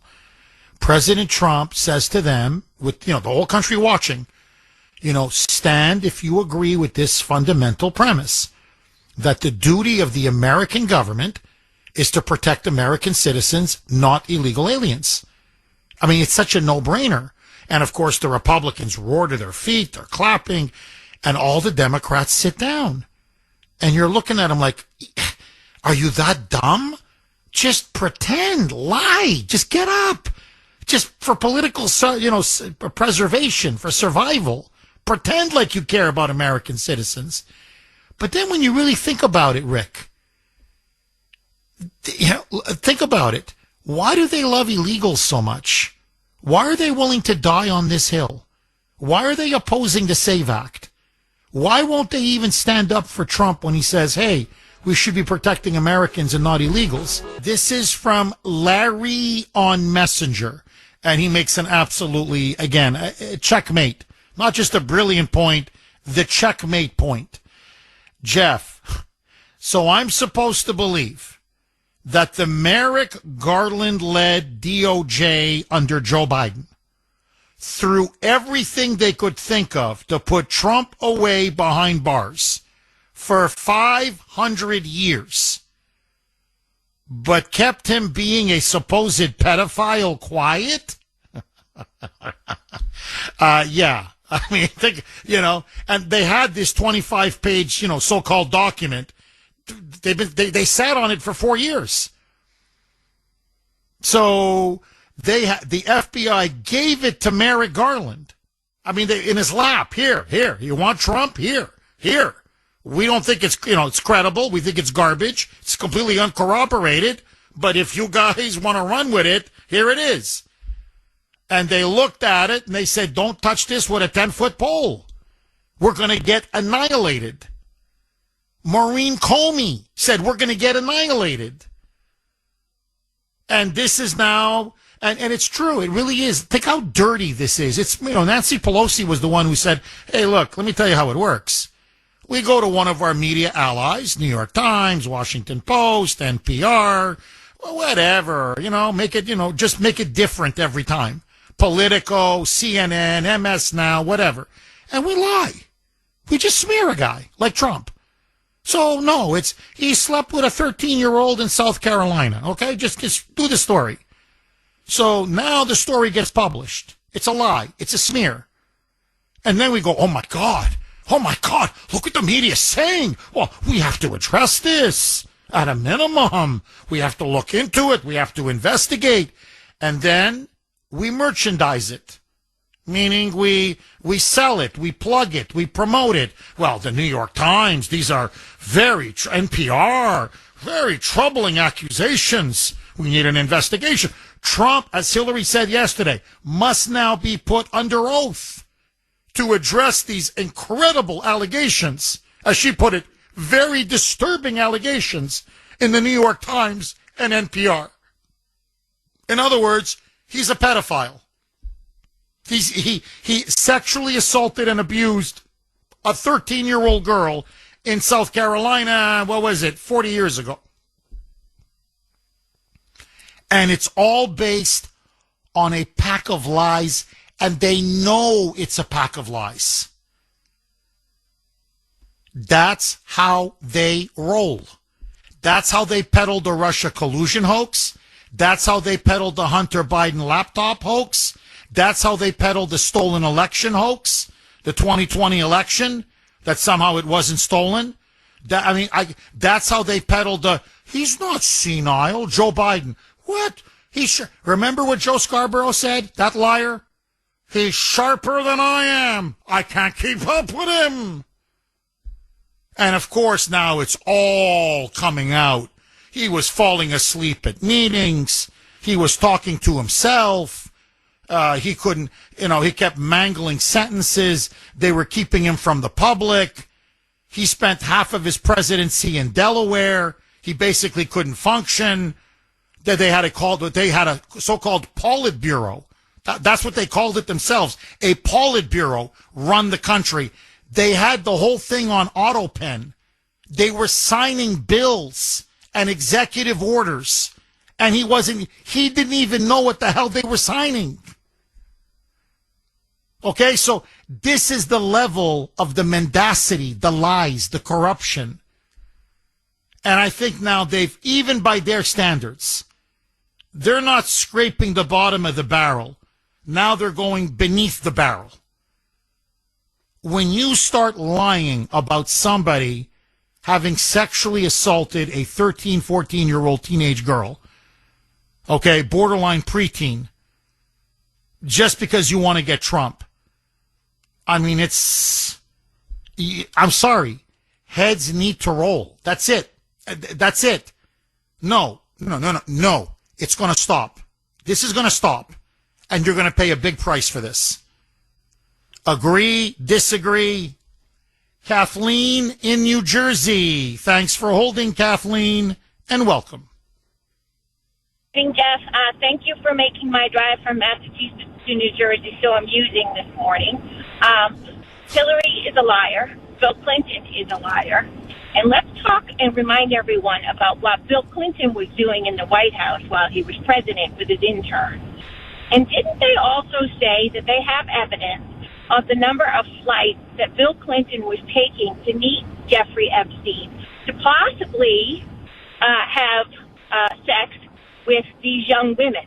So no one's talked about that. And the big question is if Bill shows up for his deposition, which, quite frankly, I think he's going to feign his heart condition and that he's not mentally capable of doing this deposition because we all know he's lying.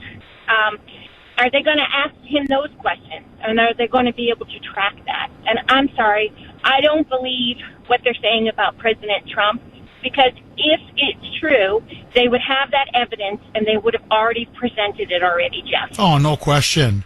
I mean, think about it, Kathleen, really. If you have, at the time, a 12, 13, 14-year-old girl who can put Trump in a hotel, in a resort, and, you know, hey, he raped me, he assaulted me, he abused me. Forgive me, I don't want to get too graphic. I'm just going to really try to keep it clean. But that he and Epstein together double-teamed her. Okay, this is what she's claiming. Initially, her story keeps changing. But this was the initial, bombshell allegation. Of course, that's what you, first of all, there's no statute of limitations, number one. Number two, that's what you go after him on. I mean, that cuts his throat. You finished him. You don't have to go about documents. You don't have to go on about, the valuations of his buildings. And I mean, that's what, if they had if they had a scintilla of evidence, a shred of evidence, anything, they would have gone with it. It's so obvious. So you're completely right. No, look, Kathleen, let's talk cold turkey, okay? Because you're right. Bill Clinton raped Juanita Broaddrick. He's never refuted her allegations. He can't refute her allegations because she had people who she went right away after the incident happened and said, look what Bill Clinton did to me. He called her up into a hotel room. He went to a hotel. This was in Arkansas.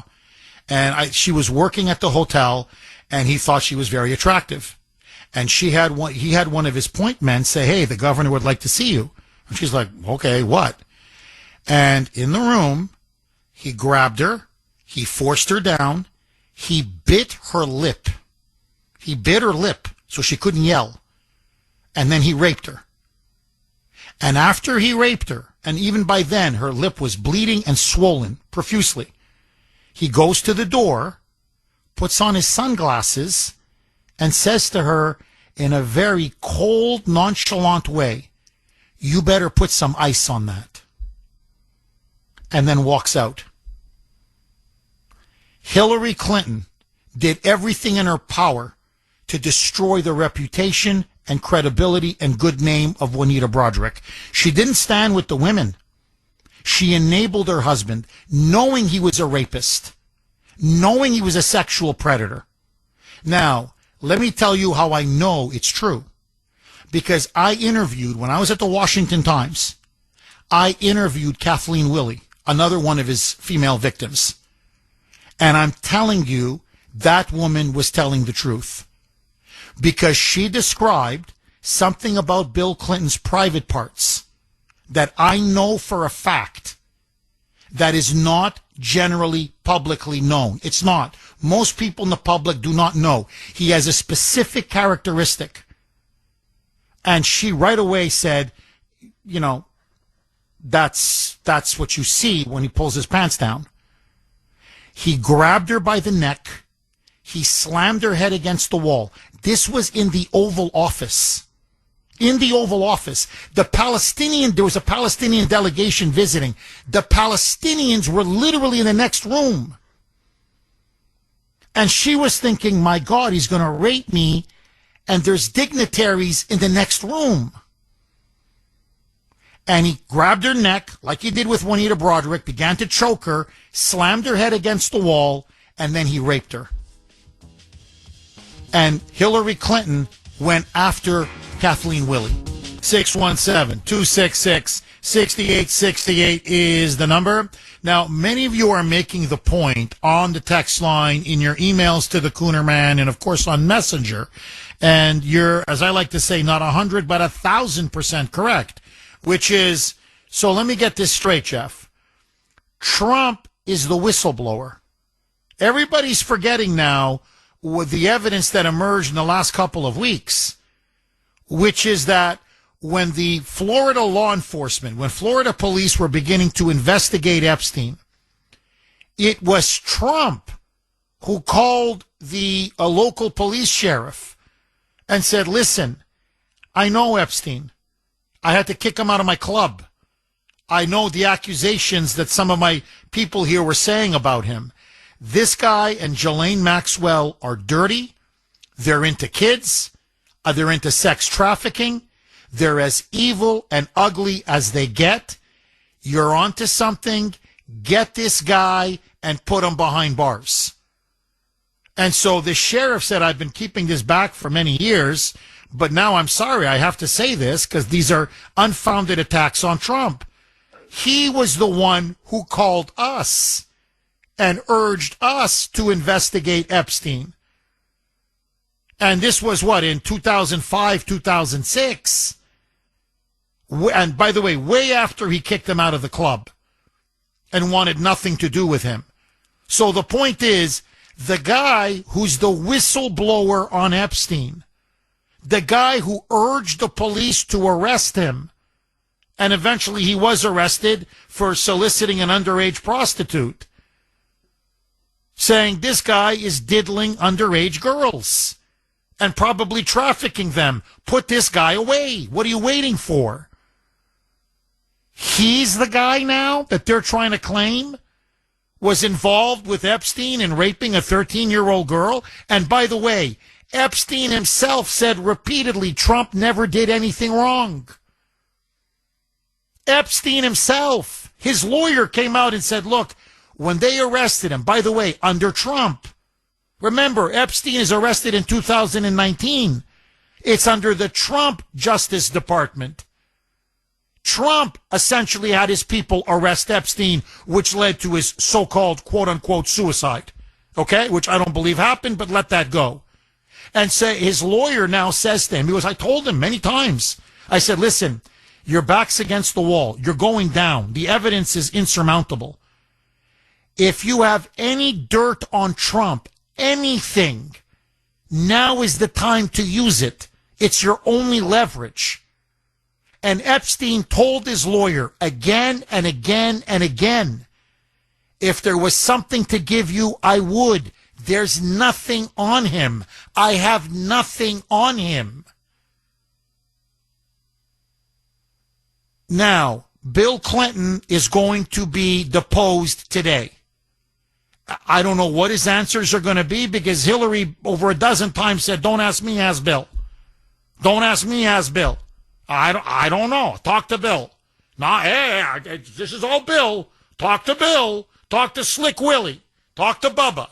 Okay, so here is something that the media has been desperately trying to cover up. And I want to read it. This is a very good text from 617. Again, you can text the Kuhner Man, 70470. Jeff, the Clinton Foundation, and remember, that's where the Clintons made all their money. The $500 million and counting. $600 million. It was all through this so-called foundation where I'm telling you they essentially stole money for charity. Okay, they, as was reported regarding Haiti, they stole from starving orphans in Haiti, starving black orphan children, tens and tens of millions of dollars they siphoned off through the Clinton Foundation. That's the kind of people you're dealing with, okay? So anyway, Jeff, the Clinton Foundation and its fraudulent offshoots, such as the Clinton Global Initiative, define charity fraud. Hillary Clinton's private and illegal server was the method that she used to sell U.S. policy in secret when she was then Secretary of State, away from the eyes of public scrutiny. The fraud continues to this very day, and it is completely within the power of the Justice Department under Trump and the IRS to freeze their assets and nullify any of the tax deductions of those individuals or organizations which contributed. Bingo. Bingo. If Trump wants, he could break them. Just unleash the DOJ and the IRS on the Clinton Foundation. You've got him 6 ways to Sunday. And 617 further goes on to say, and Jeff, Epstein visited the White House more than a dozen times during Bill Clinton's presidency and helped to organize and provide the seed money for that fraudulent Clinton Foundation. He was at the White House all the time when Bill and Hillary were in power. He basically set up their big baby, their fraud baby, the Clinton Foundation, and its offshoot, the Clinton Global Initiative. Now, how the hell is Bill Clinton going to wiggle his way out of this? He can't. And again, I go back to the wedding. Remember, Chelsea's wedding. That's why she ran from the podium yesterday. Chelsea's wedding was in 2010. Epstein was convicted in 2008.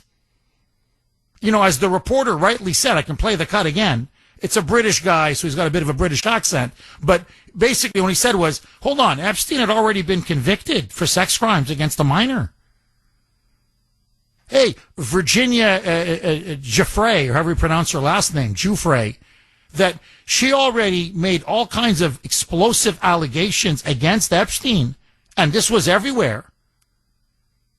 And she named Maxwell as the madam. How do you explain the fact that she was at Chelsea Clinton's wedding? If you didn't know them, if you had nothing to do with them, why is she at the wedding? Oh, she was a +1, according to Hillary. I don't know who brought her. She was just some kind of a guest. Really? In the front row? In the place of honor? Really? A guest of honor, huh? A +1. Really? In Chelsea Clinton's wedding portrait. Come on. Come on. You can't even lie well. I mean, it's such obvious bull, I can't say it. You know, bull crap. It's such obvious BS. They were up to their eyeballs with Epstein and Maxwell. And today, we're going to see what the Republicans are made of. Because Clinton is going to be under oath. And I wouldn't be surprised. He's now claiming, you know, like these mobsters. You know, when these mobsters have to go to trial, suddenly their health gets very bad. Well, apparently now Bubba says he's got a heart condition. That's why they couldn't go to Washington. Because his heart just can't hold up. Can't take the stress of flying to Washington. But he could fly all over with Epstein, including Pedophile Island. And by the way, in hot tubs with very young women in bikinis. Then, no, his heart could take the pounding. Then the heart was fine. That ticker was fine, huh? Then he's okay. But now they got to come to Chappaqua. He may not be able to testify. You ask certain questions. Oh, my God, I feel a heart palpit. Oh, just tightness in the chest. I don't know. Oh, what are you doing to me? Oh, you're going to kill me. Oh, I can't breathe. I mean, it's a dog and pony show. 617-266-6868. Frank in Waltham. Thanks for holding, Frank, and welcome. Hope all is well with your family. Thank you for taking this call. My pleasure, Frank. 100% believe on what Trump is doing. Trump has analyzed the Democrats. And years ago, he put out a lot of information. One, he sent out pictures to Tucker Carlson of Oprah Winfrey. And who's the other clown on the island? Then he went back to Tucker Carlson and he released the information. And he also, I think he had some news media. And he's all being accused. You know what he said? The person that knows, pardon me, I'm working, about that island is Andrew.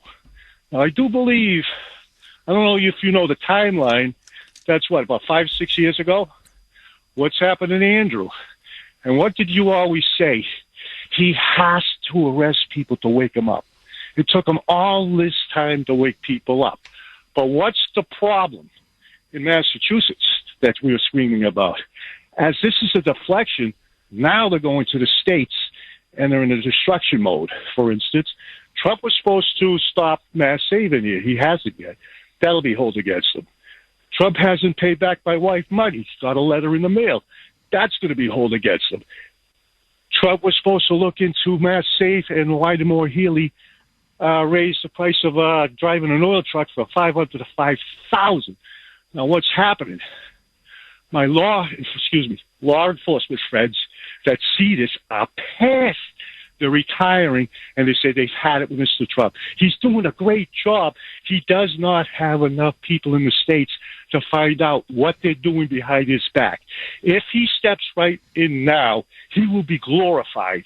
I guarantee it. But right now, he's losing mega. Mega up in Massachusetts. Yeah, they'll talk to you.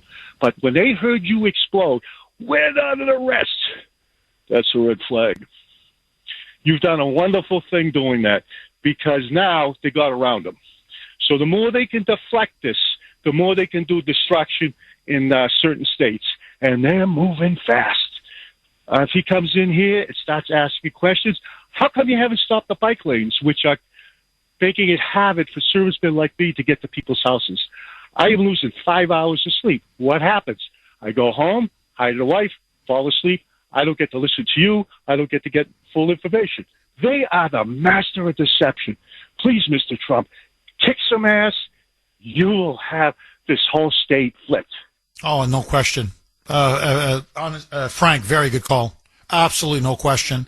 And look, I don't want to get sidetracked because I promise I'm going to really cover this and blow this thing wide open. But what J.D. Vance is now doing, he's focusing on Minnesota first. They've cut off now Medicaid money because there's so much fraud. So Dr. Oz as well came out, he and JD, and said, no, we're going to temporarily cut off the money because so much of it is being stolen.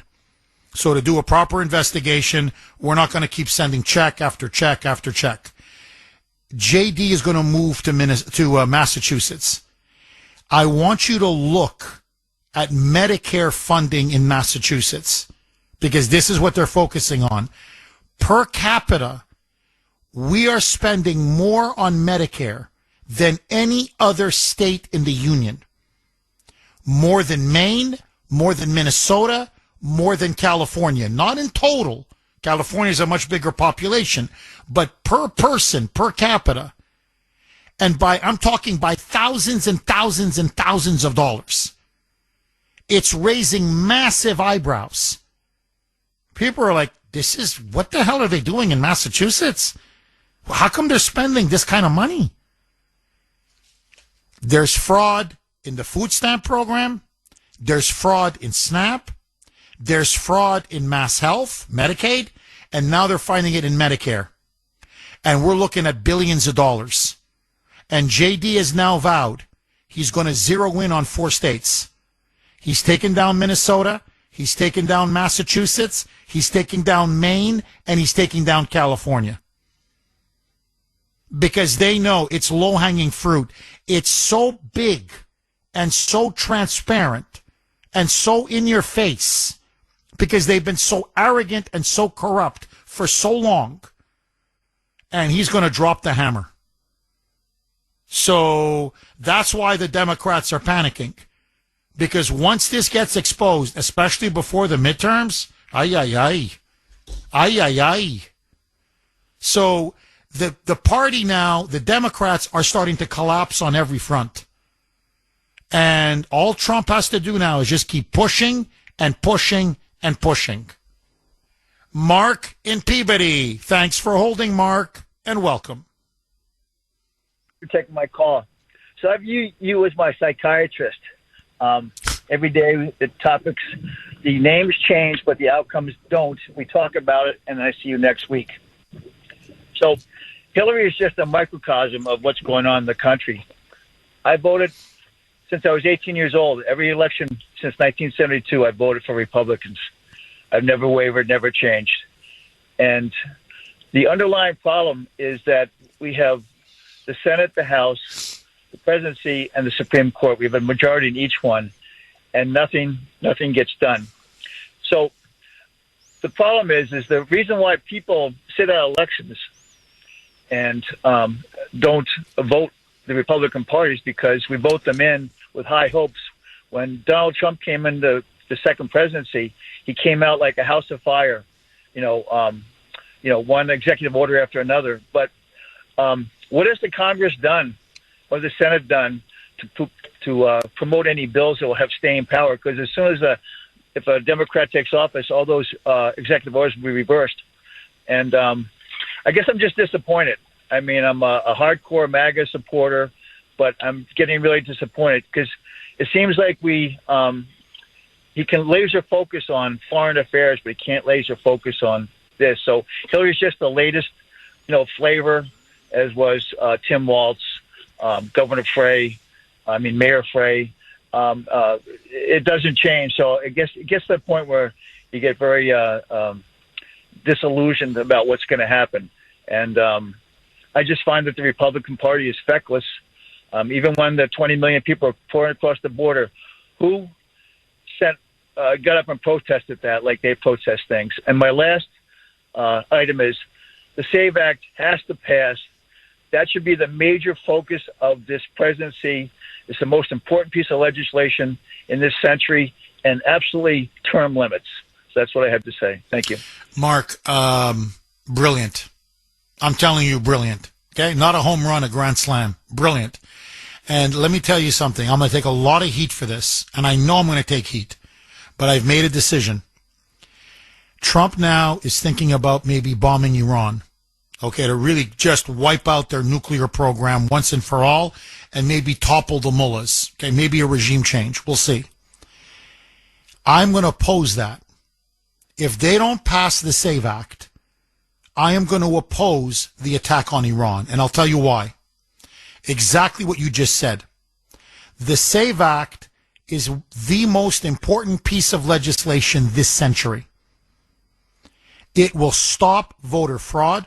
It will end, for the most part, election corruption. And it is a dagger aimed at the heart of the Democratic Party and their voting fraud machine. Now, I want you to think about this. We have the White House, the Republicans. We have the Senate. We have the House.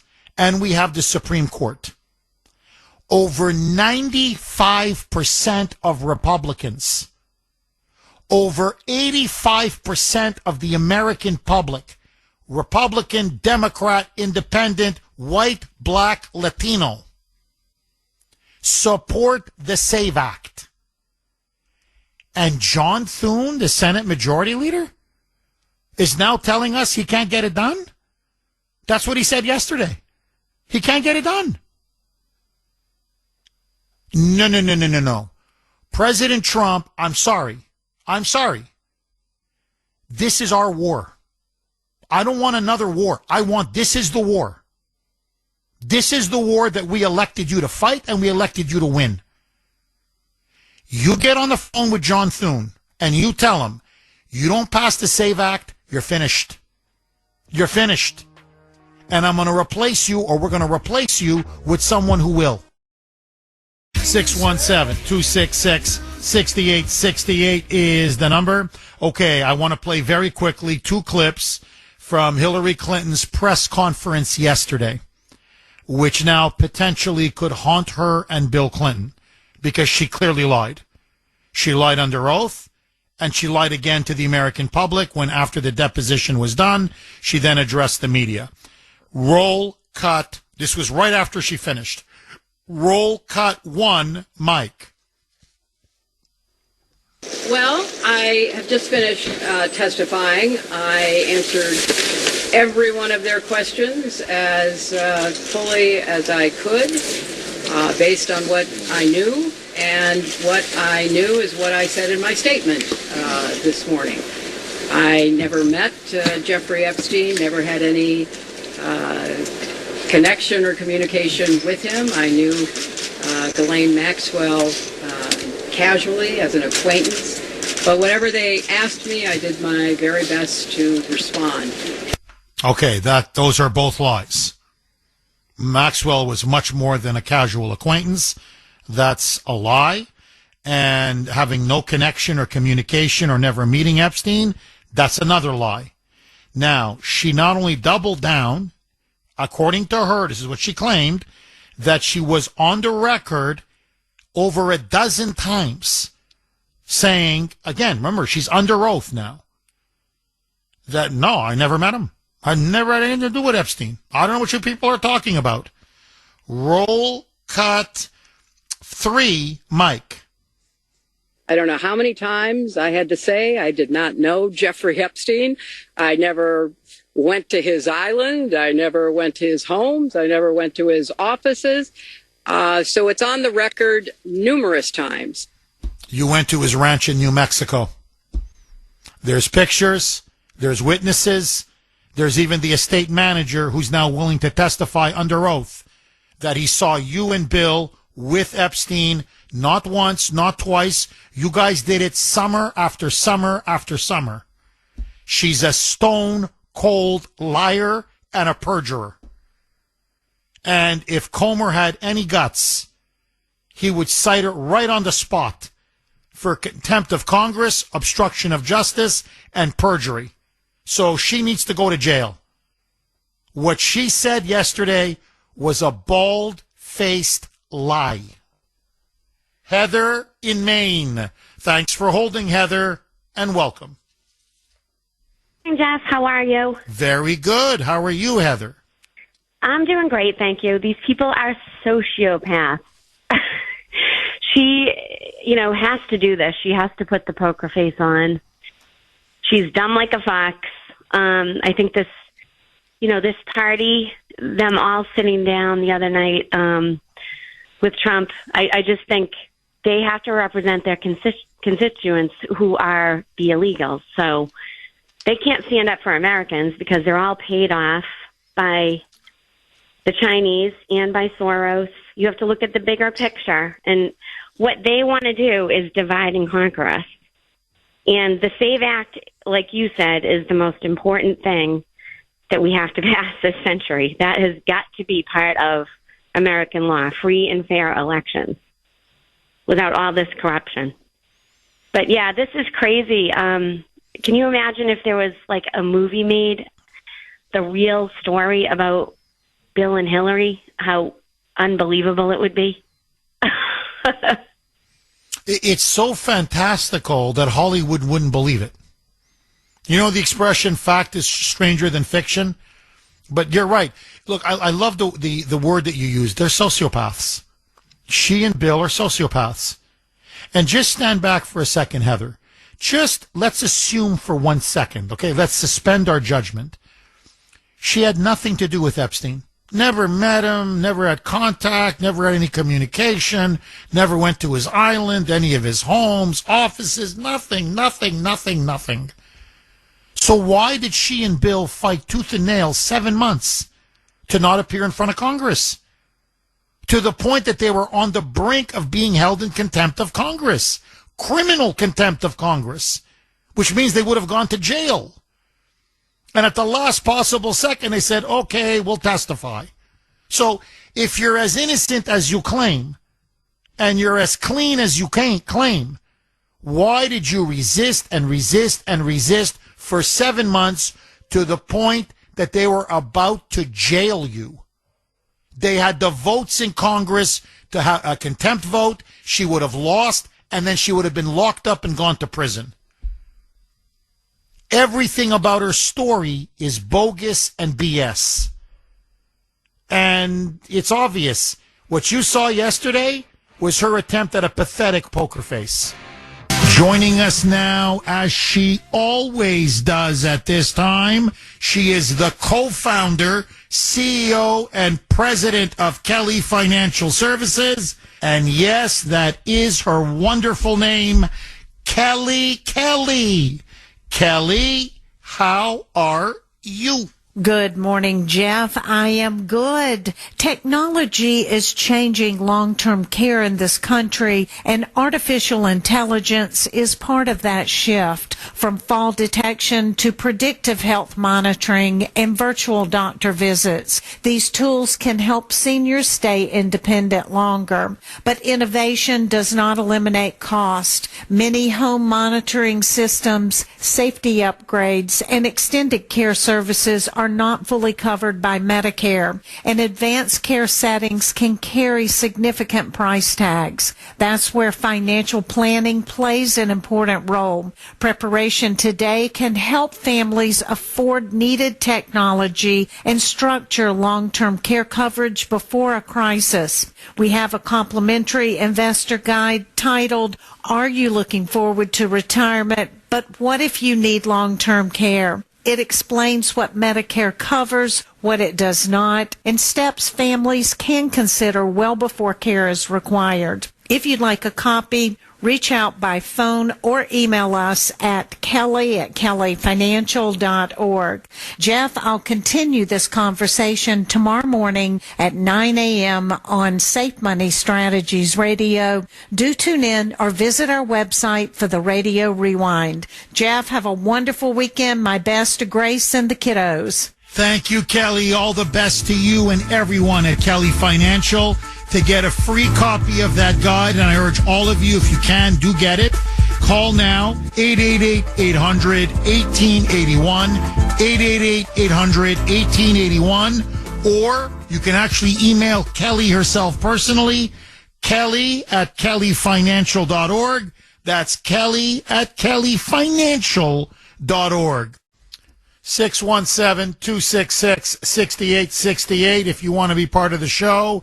Okay, my friends, let me ask you, did Hillary Clinton perjure herself yesterday?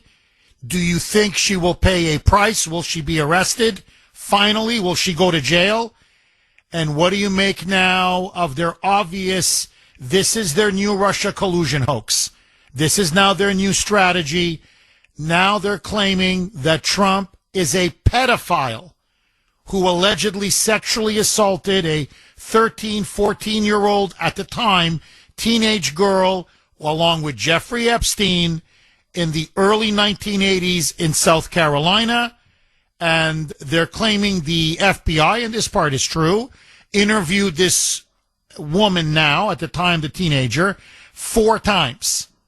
What they're not telling you is that the FBI said no credibility, completely uncorroborated. They thought she was absolutely lying. Will this have legs? And will this now hoax damage Trump the way the Russia collusion hoax damaged Trump in his first term?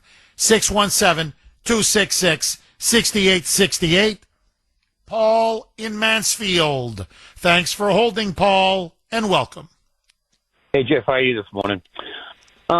Jeff, yeah, like what you alluded to earlier, you kind of took the words out of my mouth when you mentioned Nancy Pelosi, how she came out and said, yeah, you just send something to the media, smear somebody, and that's it. You know, you don't have to prove it, just let them run with it. Yeah, I mean, that's their bread and butter, the Democrats. That's what they do. And I don't think it's a knee-jerk to just off the cuff come up with something. I think they do great research into making sure that it can't be proven. Not that you, because if you can't prove it, then nobody else can prove that it's not happening. So that's the idea. We can't really give any proof. Well, people say, well, you can't prove that. No, I can't, but you can't prove that it didn't. So they'll find something. They'll place somebody in a location, whether it's Brett Kavanaugh in this neighborhood or somebody in this time frame, and then just smear. And you can't prove that it didn't happen. So yes, Jeff, that is the idea. That is to smear. That is their number. Look at all the hoaxes since we'll just say Trump, since he's been in, that they've used that same tactic. You really can't prove anything. You can't charge them with lying because they did it legally somehow with the media, with the undisclosed sources, and there's always an out for them. And man, the Trump administration, somebody articulate in the Trump administration has to get out and say, this is their tactic. This is what they do. This is another case where they say something, they'll take a little string of something that might be over here and then over here, and they'll come up with this big story, and they can't prove it, but you can't prove that it didn't. It's genius, but it's so simple, Jeff. What do you think? Well, Paul, it's what Nancy Pelosi, she let the cat out of the bag, and she said it's what the Democrats call it the, quote, wrap-up smear. That's what it's called, the wrap-up smear. And she said, no, we coordinate with the media. She openly admitted it. So, in other words, she's admitting that the media is nothing more than the communications arm, the mouthpiece of the Democratic Party. Okay, they're propaganda. And they're assassins. They're paid assassins masquerading as journalists. So she says, no, here's the game. We will lie about somebody to smear them, okay? And then you wrap it up. Well, how do you wrap it up? Because then the New York, in this case, the New York Times, NPR, they come out with this bogus story. Then they wrap it up by saying, oh my God, that's what Hillary did yesterday. Did you see what's reported in the New York Times and NPR? The president needs to be put under oath. He has to answer these unbelievably serious charges. The allegations are beyond shocking, beyond reprehensible. He's accused by, at the time, a 13, 14-year-old teenager of sexually assaulting her, along with Jeffrey Epstein. We can't have this. This is outrageous. This is a cover-up. And then you merchandise it. Then you push it and push it and push it. Other media outlets push it. The Democrats push it. And before you know it, half the country believes what is a complete lie. Literally made up in her bathroom or whatever, in her living room. And then Trump is going to be on defense for 2 years. Special counsels. By the way, I think they're going to impeach him over this. I think this is the angle they're going to use to claim they're trying to tie the Epstein files to him, and they're going to try to impeach him over this non-existent, this non-existent crime that never took place. So you got to go. It's like Kavanaugh. You got to go back 40 years. And notice she kept changing her story. So that's another way out. Well, were you raped in South Carolina? Maybe it was New Jersey or New York. I can't remember now. That's what she said in the second interview. Okay, well, how did you get from okay, she lives in South Carolina. How did you get from South Carolina to either New York or New Jersey? But you don't know the difference between the two? No, I don't know. Well, did you fly? I don't know. Did you drive? I don't know. Well, okay, who paid for your travel? I don't know. Okay, and then when they went to a fourth time to say, we want to talk to you because there are so many inconsistencies and contradictions in your what you're claiming about Trump and Epstein, we want to clarify it. She runs to Gloria Allred, the biggest ambulance chaser on the planet, radical feminist. I mean, she'd sue anybody at the drop of a hat. And Gloria Allred says, you don't talk to the FBI anymore. You only talk to me. And they've been sitting now on this story for over 5 years. And Gloria Allred won't sue. And Merrick Garland had this dropped right on his desk. Right on his desk. Southern District of New York. He didn't touch it. Maureen Comey didn't touch it. Southern District of New York didn't touch it. The Biden Justice Department didn't touch it. So I think that pretty much tells you it's garbage. Jeff Kuhner, liberalism's worst nightmare, baby. This is from Larry on Messenger. And you know what? He reminded me of this. And I had forgotten about it. And I'm like, geez, how could I forget that one? Well, Larry points out, which is true, Jeff, remember as a lawyer, Hillary Clinton got a child rapist off by destroying the 12-year-old victim's character. That is so true. I forgot about that. Thank you for reminding me, Larry. So, and, she was caught. It was all on tape where she admitted, the guy's guilty. She admits it. No, he raped this 12-year-old girl. but, I got to get my client off, right? And so she smeared and vilified and destroyed the character of that poor 12-year-old victim, this 12-year-old girl, ran her name through the mud, and got this child rapist, this pedophile, acquitted. So, no, she knew what Epstein was doing, and she didn't care, because she had no problem freeing pedophiles when she was a lawyer. That's the kind of person. In fact, that's the kind of people Slick Willie and the Hilda B. Star. 617-266-6868. Monica in Salem. Thanks for holding, Monica, and welcome. Yes. Hello. How Hi, are you Monica. today? I'm good. How are you? Good. So it's a coincidence that my name is Monica, and it's a coincidence that my born 614 his name is Trump. Wow. Okay. I mean, is your last name Lewinsky? I have to ask. Are you there? Yeah, can you hear me, Monica? Hello? Monica? Yeah, we Monica, we lost connection with you. Please call back. But I'm just, because she was saying, I don't know if you heard this, but she was like, it's no coincidence. My name is Monica.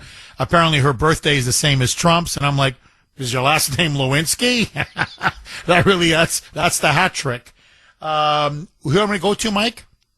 Ed in Pittsburgh. Thanks for holding, Ed, and welcome. Hey, morning, Jeff. Fan since your days filling in for Savage. Thank you, Ed. Yeah, hey, was it Goebbels? Was he the propagandist for Hitler? The reason Yes. I bring that up is there's a beautiful scene in the, beautifully played by Russell Crowe in the latest movie called Nuremberg, where he's on the stand and he's testifying with this arrogant, stone-faced look, and they present him with the facts that he was the Reich Marshal for since 1942 or 43 for 3 to 4 years, and claimed that he had no knowledge of the camps. I think they said 1,200 camps, and he had no knowledge of those camps, although being the number 2 right behind Hitler. My point is, it's a huge comparison with Hillary Clinton and her testimony yesterday, and I believe it was Goebbels that said, if you lie enough, people start to believe it. And she is a believable figure and has learned from the best. And yes, to answer your question, will the allegation about Trump and the teenager have any legs? And yeah, it'll have legs with your guy Bill and Sudbury, and maybe a half a leg. But yeah, there will be some people that will believe it and just go blindly into the good night. Ed, let me ask you this, and I think this is really in some ways the $64,000 question. Will it have the same kind of legs, the same kind of impact that the Russia collusion hoax had? You had Mueller, an independent investigation, independent counsel. The media wouldn't stop talking about it for over, a year and a half, 2 years. It was just nonstop. Russia, Russia, Russia, Russia. Is it going to be that? Or do you think this is going to lose steam quickly? What's your theory on that? Because it's been disproved now. The Russia collusion and all the other hoaxes has been disproved so many times. And don't forget, they tried to assassinate him, 3 times now? So you're saying there's such little credibility left that it's not going to go as far as it did the first time. In other words, 10 years on, we just don't believe the media anymore, correct? Correct. And your boy in Sudbury will suck it up. And others like him. The MS crowd, MS Now crowd, sure. But no, I don't think it'll have the legs. I think the American people today have had their eyes open, at least those that, are somewhat informed, and I think there's more of them today. So it's just another, I think there's another expression, much of the time allegations or confessions. These allegations are just distractions, and they see it with Waltz in Minnesota. So no, to answer your question, I don't think so. You know what? I think you're right. I mean, I hope you're right, but I think you are right. Ed, dynamite call. Please don't be a stranger. Call again, my friend. Russ in Rochester. I hate to do this to you, Russ. I've got less than a minute. The floor is yours. Go. All right, Jeff, I'll make it real quick. I'm going on the SAVE Act. Trump was interviewed by a journalist, I think it was on the plane, and she said to him, Mr. President, what if the SAVE Act doesn't pass because you don't have enough votes in your Republican colleagues? He said the SAVE Act is going to be passed whether they like it or not, and he's going to use the information at full. Look, in other words, Trump is it's gonna, come heaven or, come hell or high water. He's gonna move heaven and earth to get that passed.